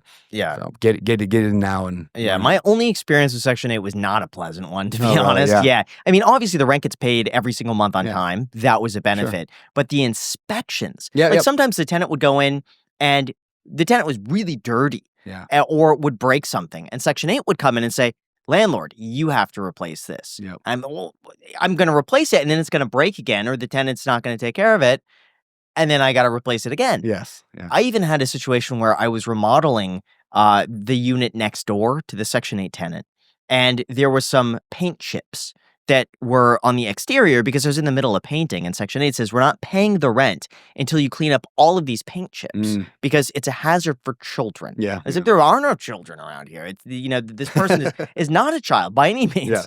Well, this is our policy and you have to abide by it. There's so many little things like that where I really didn't like the level of scrutiny that they went through the property, and just silly fixes that I felt the tenant should be paying for that. I shouldn't, but they mandate the landlord take care of it. Yeah, I haven't had as much of that. I mean, we have a lot of Section 8 tenants. I haven't had as much of that. I think some of that's probably California, right? Like, again, why I don't like to invest in California. I think California just has I don't know, you guys got a weird vibe down there. I know why you left. Yeah. But some of that, too, keeps landlords, because it's needed for a reason, because it wouldn't exist if you didn't have a bunch of bad landlords out there just trying to take advantage of the system. True. So they put that in there, and maybe it's a little overboard, but it keeps you really maintaining a good enough property. So it's one of those, I'll survive with it. But I like Section 8. I like the program. Here's an interesting factoid about Section 8. Section 8 pays higher amounts, and this is one of those, like, how do we get it's a fringe strategy, one of my 20 fringe strategies that I talk about. Section 8 pays more based on bedroom count. Yes. Right? Unlike and it's drastic a lot of times, because a lot of Section 8 people have a lot of kids. It's pretty common to be on Section 8 because you have a lot of kids. You maybe don't have as much time for working, and so you'd have less money. So there are not a lot of landlords who have a 6-bedroom house out there. So supply and demand, Section 8's like, oh, we need more 6-bedroom houses because we got all these people with 5 kids. Let's offer more money for a 6-bedroom. So you might see something like, and you can literally Google this, like look up like what Section 8 is in your county, but it might be $2,000 a month for a 2-bedroom, $2,500 for a 3-bedroom, $2,800 for a 4-bedroom, $32 for a 5-bedroom, $55 for a 6-bedroom, $85 for a 7-bedroom. Like it can, in some areas, based on their needs, drastically increase. So I got a buddy out in Washington, D.C. does this. He'll buy a house. Similar to what I said, adding bedrooms, he'll add like 8 bedrooms to it. He'll have 8 bedrooms in a house. He'll remodel the basement, put really nice bedrooms. And then he goes over the top to make it a nice property, like really nice. But then he's getting just ridiculously high rents from the government.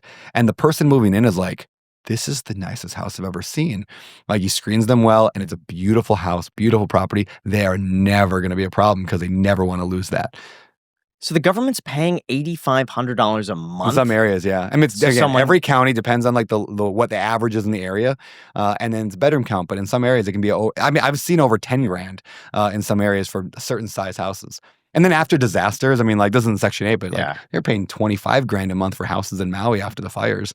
Wow. Like it's just like, yeah, it's supply and demand. That's incredible. Yeah. What are purchases that you think every person should make? It doesn't have to be real estate related, just in general. Oh, that's a great question, man. I think everyone needs a Ninja Creamy. Yeah, we talked about that, Jack, yesterday. But what is that? It's a Ninja. This is like a commercial for Ninja Creamy. I'm the best sales guy for Ninja Creamy. I have no stock in that company, but I should.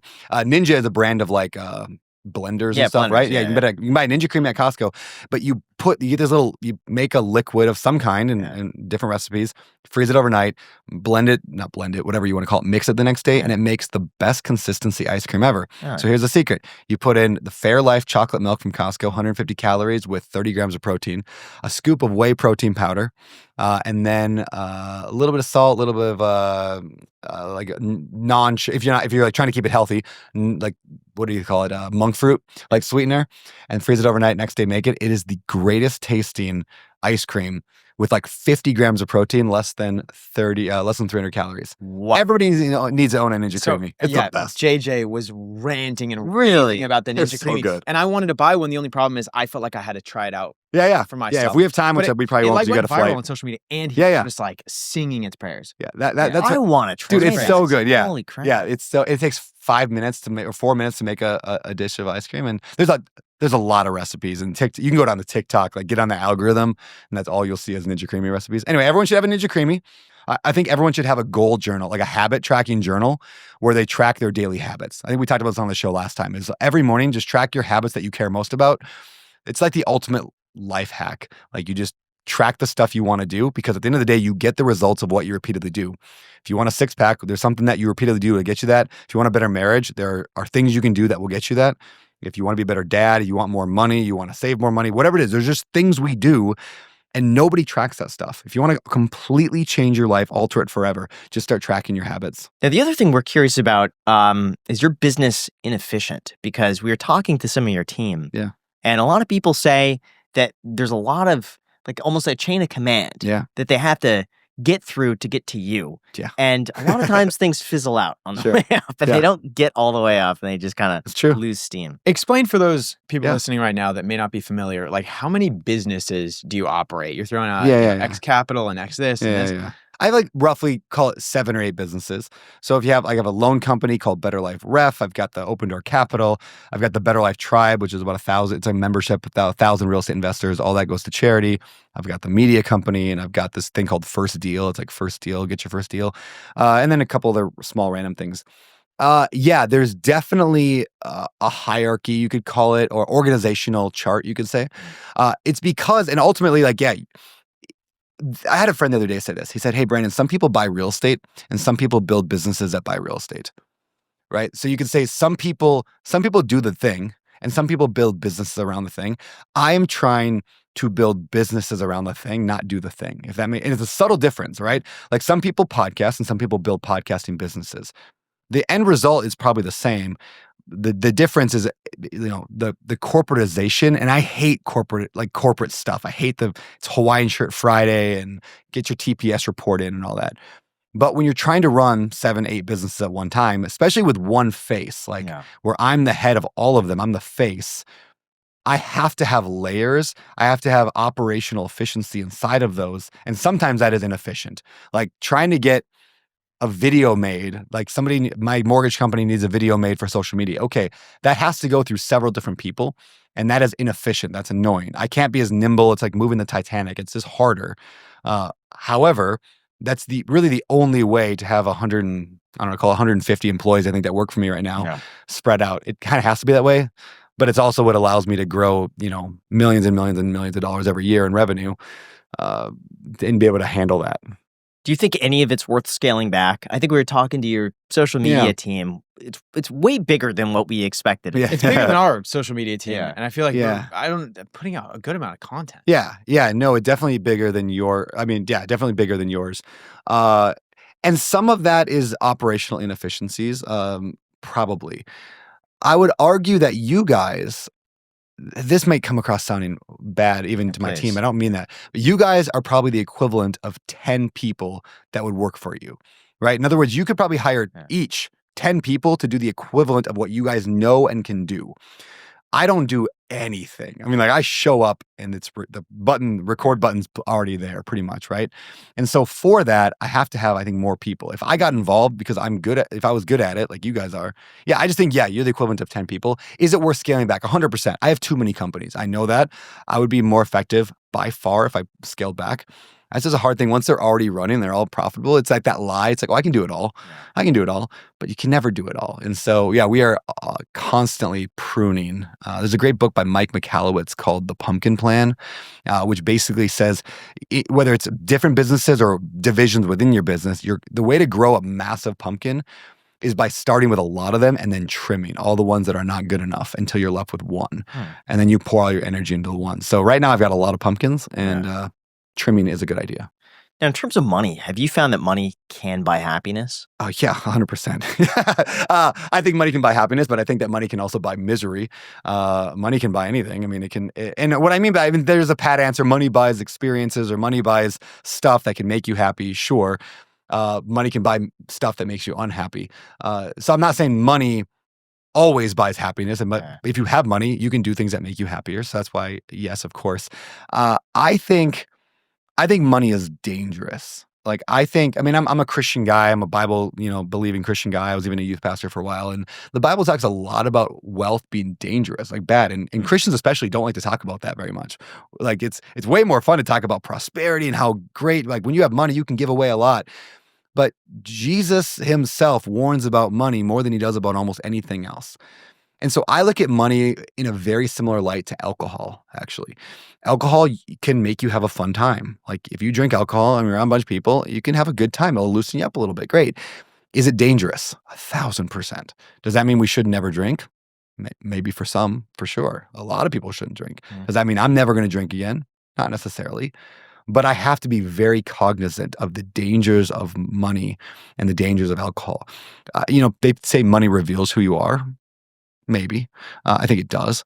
But I think money can also just take anybody and make them worse, if that makes sense. Yeah. You just start, if you're not careful about money. So what are like the best practices then? If you're getting more money at a faster rate, or you're growing in wealth, like, what are the things that, like, is it staying grounded? Is it like having friends that are not wealthy? Is it like giving away money? I think it's all of that. I think it's just acknowledging the dangers of money. I think is step one. Just saying, like, money can be bad for people. It can be bad for me. It can make me a more greedy person if I'm not careful. It can make me believe that money is a thing that my happiness is found in, or that my validation, my self-worth is in my money, and if I lose my money. So things like giving away a good chunk of money, I think, is a good way to then release that hold of money on you. Like, you can't serve, I think that's the famous line in the Bible, you can't serve both God and money. And so you have to stop serving money, period, if you want to. What does that mean? It means it can't control you. And so by giving it away, you're saying, hey, this doesn't control me. I can always make more back.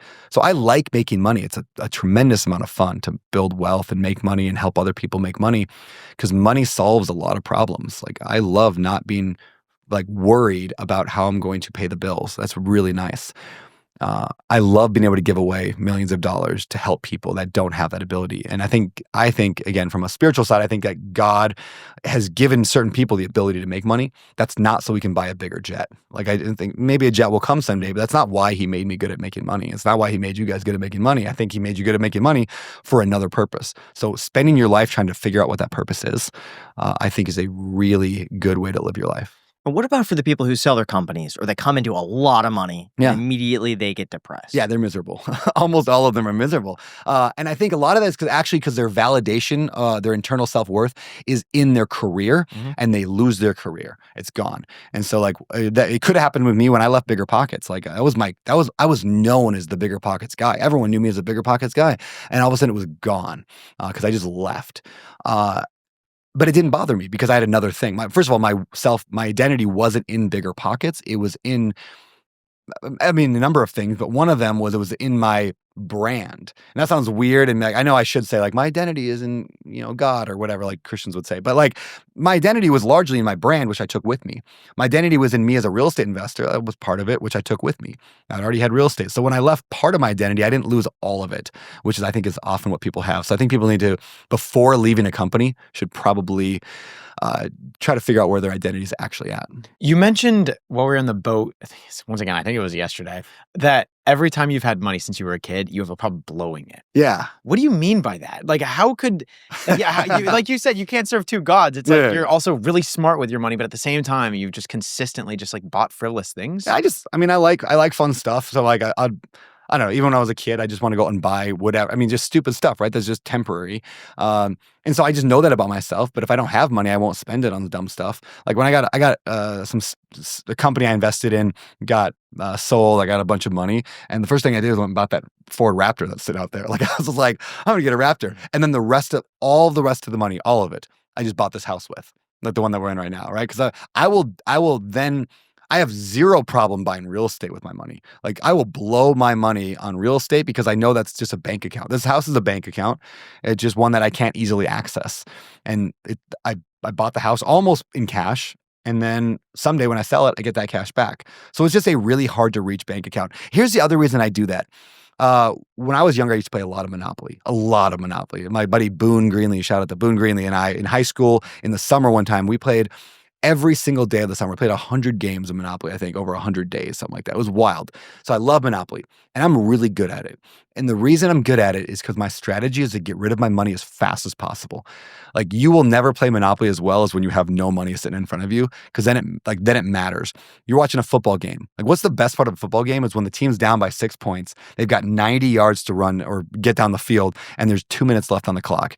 That's the best football you'll ever watch because you have to win. You have to get to the end of the end zone. That's when they play the best. So I play the best when I don't have just millions of dollars just sitting and making, it's got to be working. It's got to be out there. I got to feel a little bit like I got to feel broke. If I don't feel broke, I get lazy. Do you have any controversial takes about money or any misconceptions that you feel like people have? That's a good question. Part of it is that people always say money just refines who you are, and it just makes you more of who you are. I think that money makes you a worse person for most of the time. So that would be probably one hot take on money. I think that people spend way too much time and focused on saving money rather than making money. I think it's way easier to make money than save money. And I think people are like, oh, I don't really want to buy that latte, right? I don't and I could pick up, that's kind of a lot of your brand is like, you're like, wait, being cheap. I have never been cheap. Like I'm the opposite of cheap. People make fun of me for that. I just buy whatever I want generally. But that's because I can go and generate a lot more money a lot easier than I can save $50 a month on whatever. Like I probably have hundreds of dollars right now in subscriptions that I'm not using across I have every one of the video things that are out there. I probably have, let's call it $200 in video streaming services that I'm paying for that I'm not currently really using. I've got kids. I don't watch TV. I don't watch anything. All I need is Disney Plus. I'd be fine. Should I go and cancel all of them? Maybe. Or should that part of my brain just not even worry about that. Instead, be worried about how can I go and make an extra $1 million for a better life that I can give away to Tim Tebow so he can go fight human trafficking and save a bunch of women and kids from slavery. Yeah, that's what I want my brain working on. I don't want my brain ever focused on like, how do I save another $50? But now, do you think that's you? Do you think the average person has the capability to just say, well, I'm going to keep my $200 a month streaming? And I mean, okay, there is a point in your life you need to pull that back for sure. And this is not everybody. This is me. Yeah. There was a moment in my life when I was younger where, I mean, shoot, we were struggling. I was probably 23 years old. My wife and I were struggling, like just couldn't figure out why there was no money ever. So I read Dave Ramsey's Total Money Makeover, and he's like, give every dollar a name and get the envelope budget out there. And I did that. And immediately I realized I was spending like $1,000 a month more than we were making. We were making like $2,000 a month. We were spending $3,000. Yeah, for sure. We needed to budget and pull back and do all the work of canceling subscriptions and all that. And so, yeah, have a baseline so you're not stupid.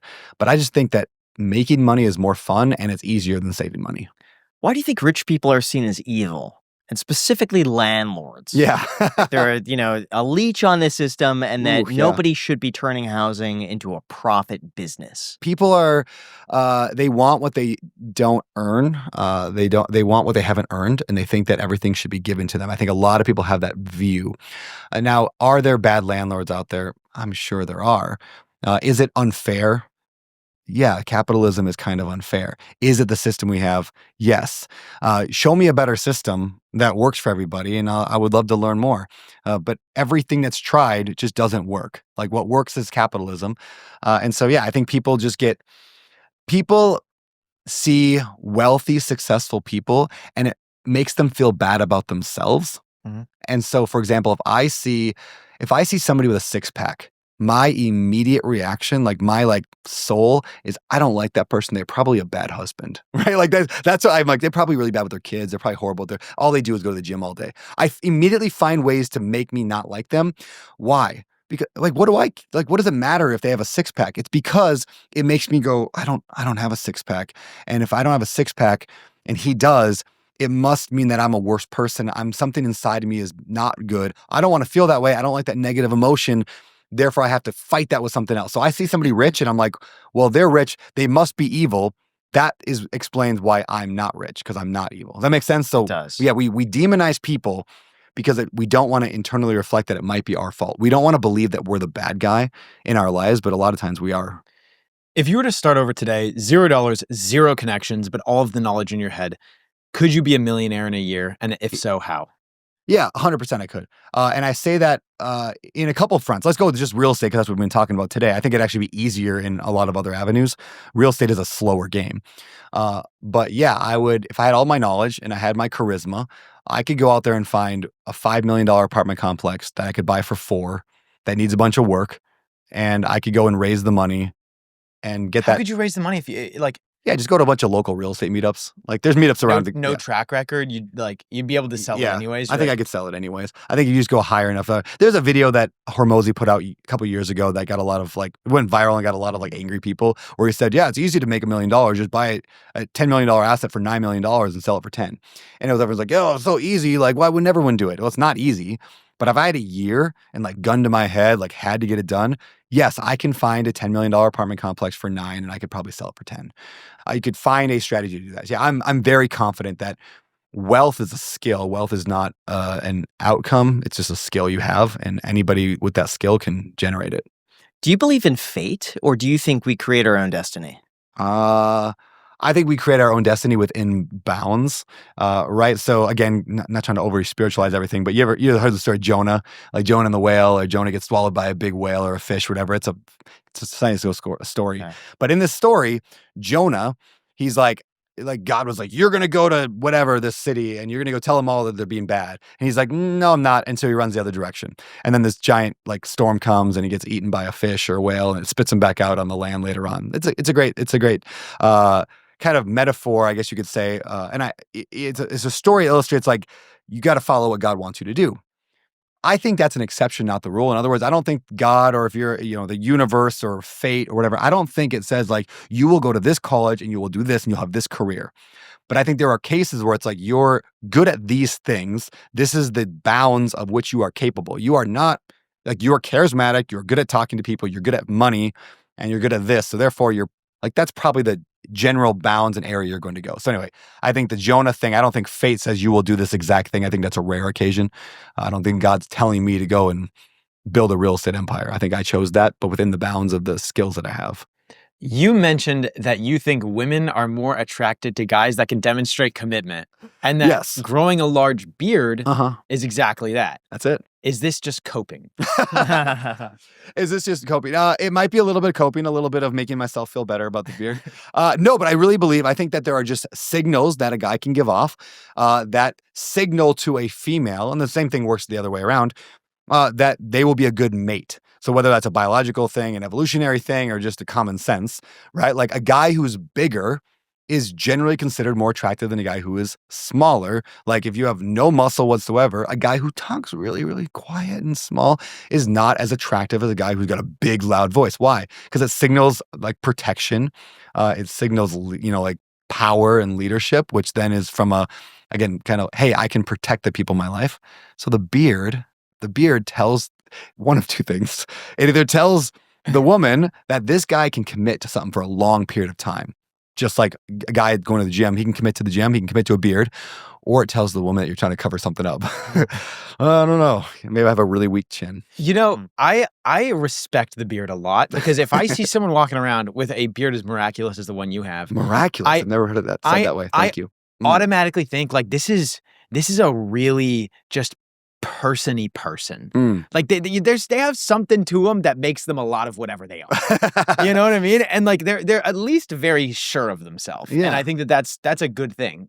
I agree. I think that a beard makes you kind of a caricature of yourself, and I don't think that's a bad thing. I think that there's too many vanilla people in the world, and so whether it's a beard or cool glasses or an interesting haircut or the way that you talk or your Alex Hormozy wearing like cutoffs and like the big muscle shirts, like it just adds like this, like, oh, that's a character. Yeah, I like characters. Does your wife like the beard? She does. I always say, like, actually from the beginning, I said, when people say, how long do you want the beard to go? How long do you let it go for? I'm like, as long as my wife likes it.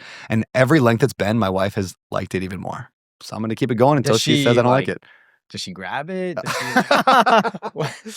No, I don't. I mean, I don't think I don't think she grabs. My kids grab it. Like this is a handle for the kids to get my attention. Like they crank it.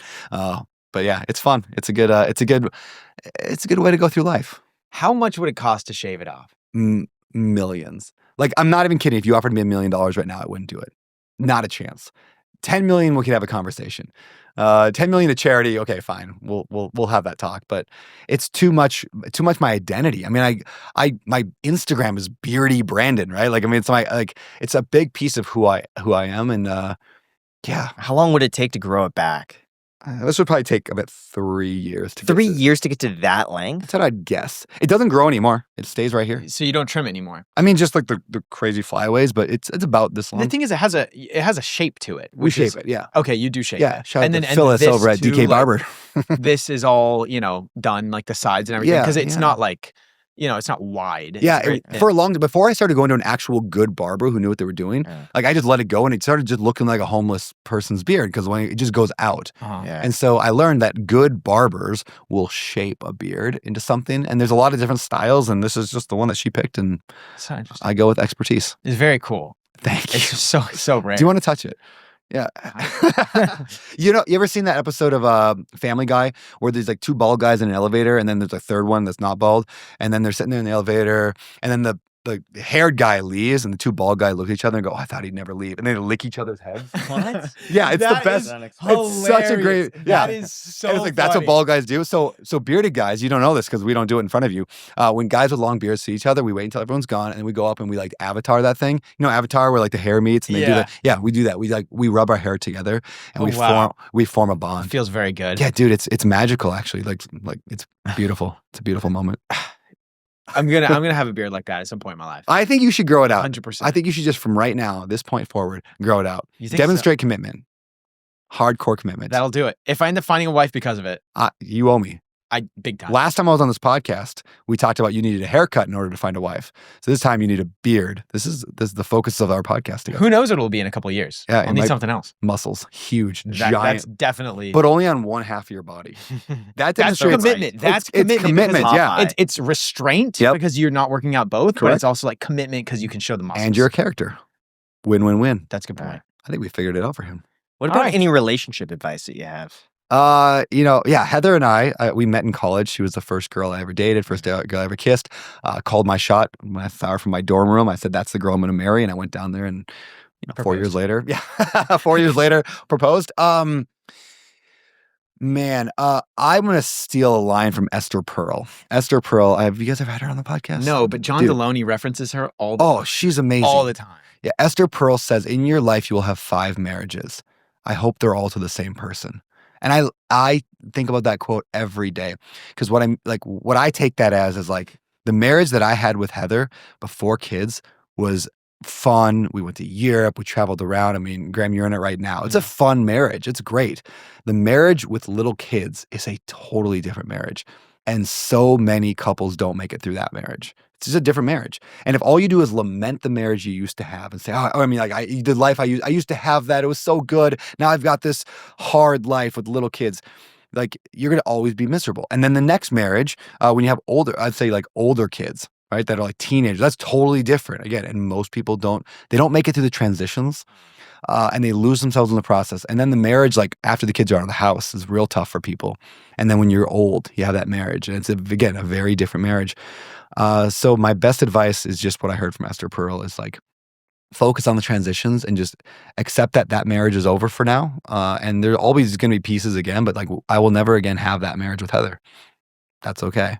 It was beautiful while it lasted. Now we have a new marriage. And this marriage is beautiful as well, even though it's hard and challenging and difficult. And yeah. Do you have any book recommendations for anyone watching? What are your top 5? Oh man, I'm such a reader. I love reading. The newest one, my favorite book is always the one I'm reading. Like I just get into every book and I'm like, this is the best. Don't Believe Everything You Think by Joseph Nguyen. I'm not exactly sure to say his last name, but Don't Believe Everything You Think was phenomenal. It's kind of a book on like almost Buddhism. I love that one. The One Thing, Gary Keller, Jay Papasan, The One Thing is just about focus. I just apparently don't follow what I read, but I love the book, The One Thing. I absolutely love The Compound Effect from Darren Hardy. It's like do the action over and over and over. That made a big impact on me. I'm going to say it's not a business book, it's a fiction book, but I think it's one of the greatest leadership books ever written. I loved it. Is Red Rising. Have you read that one? Phenomenal. Yeah, it didn't. Mikey. You didn't think, yeah. Oh, yeah. It's such a good book. Hey, Mikey. Yeah. Hey, Mikey. What's up, Mikey? Good choice of books. Red Rising, you can get it at Target. It's like a popular book. But in terms of like how to lead and inspire a team, like it's like, I want to be Darrow. Like I even thought about naming my kid Darrow. He's like the main character. It's like, dang, that guy. Last book, man, Rich Dad Poor Dad. I got to give it to Kiyosaki. Classic. I mean, that's classic. I interviewed 500 people on the BiggerPockets podcast, real estate investors and millionaires. 90% of them named that book as the book that like most impacted their life. And when I got interviewed, like when it was my turn to be interviewed, I would always say that book. Yeah. Like when people ask me, it changes your mindset more than any other book in the finance space. I think it just alters how you think about money and wealth and building it. And it makes you believe, actually internalize, I could be wealthy someday. I could not struggle. There's a different life out there. It's like looking through the Narnia, like the cupboard door and be like, oh, there's a whole other world in there. Yeah, blows people's mind. Yeah.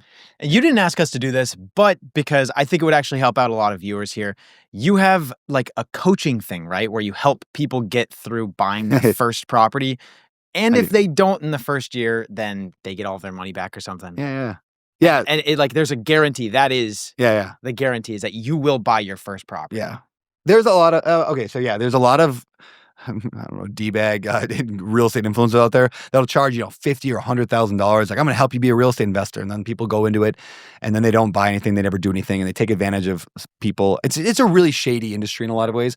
Like, do you know about this practice? Like, you'll go to like a seminar. It's not just in real estate, but you go to a seminar for like a weekend boot camp, fine. And day one, they're going to teach you negotiation skills. That's what you need to succeed. We're going to teach you how to negotiate. Well, what are we going to practice on? We're going to practice on your credit card companies. We're going to get you to raise your credit limit on your credit card. That's how you're going to practice negotiation. So they call up their credit card companies, they do the script, and they raise it from $5,000 to $25,000. The next day, guess what the price of the program is? And I've seen these documents from some of these companies. It's blank. They leave the price blank so they can fill the price in when the sales guys are talking to the person with the price that their credit card was just raised to. It is so shady. I hate that stuff. So anyway, so I have a program. It's called First Deal. It's literally how to get your first deal. It's like $6,000. And then if you don't buy a deal, but you did the work, you get your money back if it doesn't work. But I don't think anybody's gonna ask for the refund because either get a deal, you didn't do the work, or we're just gonna keep working with you until you did. Like it's not like the desire for wealth goes away. Yeah. So yeah, I just meet with people every single week on a group call, and we have a bunch of advisors. So anyway, So First if Deal. you guys want to buy real estate, link down below. You didn't ask us to do that, but Well, I thank just you. want to, yeah. Thanks for coming on the show. You're a good man. You're like a good wing. He's a good wingman, you know? Like, Oh, stop. yeah, you're like the guy at the bar who's like, yeah, my buddy over here, he's got a good thing. Anyway, yeah, thanks, man. Thank you for coming on the show. Thank you guys Thank for you. watching. It really means a lot. We flew to Hawaii. Just for this. We had to fly to Maui. You had to. We had to do that. so I know. Yeah. Oh, it had the worst hotel room ever. Right. You had to put up with Yeah, this. that was- So So if that you was- appreciate us being on a 6.5-hour flight to get here for this, for like 2 hours, we spent 12 hours on an airplane for Just 2 hours of a podcast. Hit the like button and subscribe. That's it. It would mean the world to us, and it's free to subscribe. Just hit the subscribe button. That's it. Thank you guys. Or don't if you don't want to. You don't have to. Yeah, you don't have It to. would mean a lot to Yeah, us. buy some index funds Ugh. at the very least. There Thanks you for go. watching. Until next time.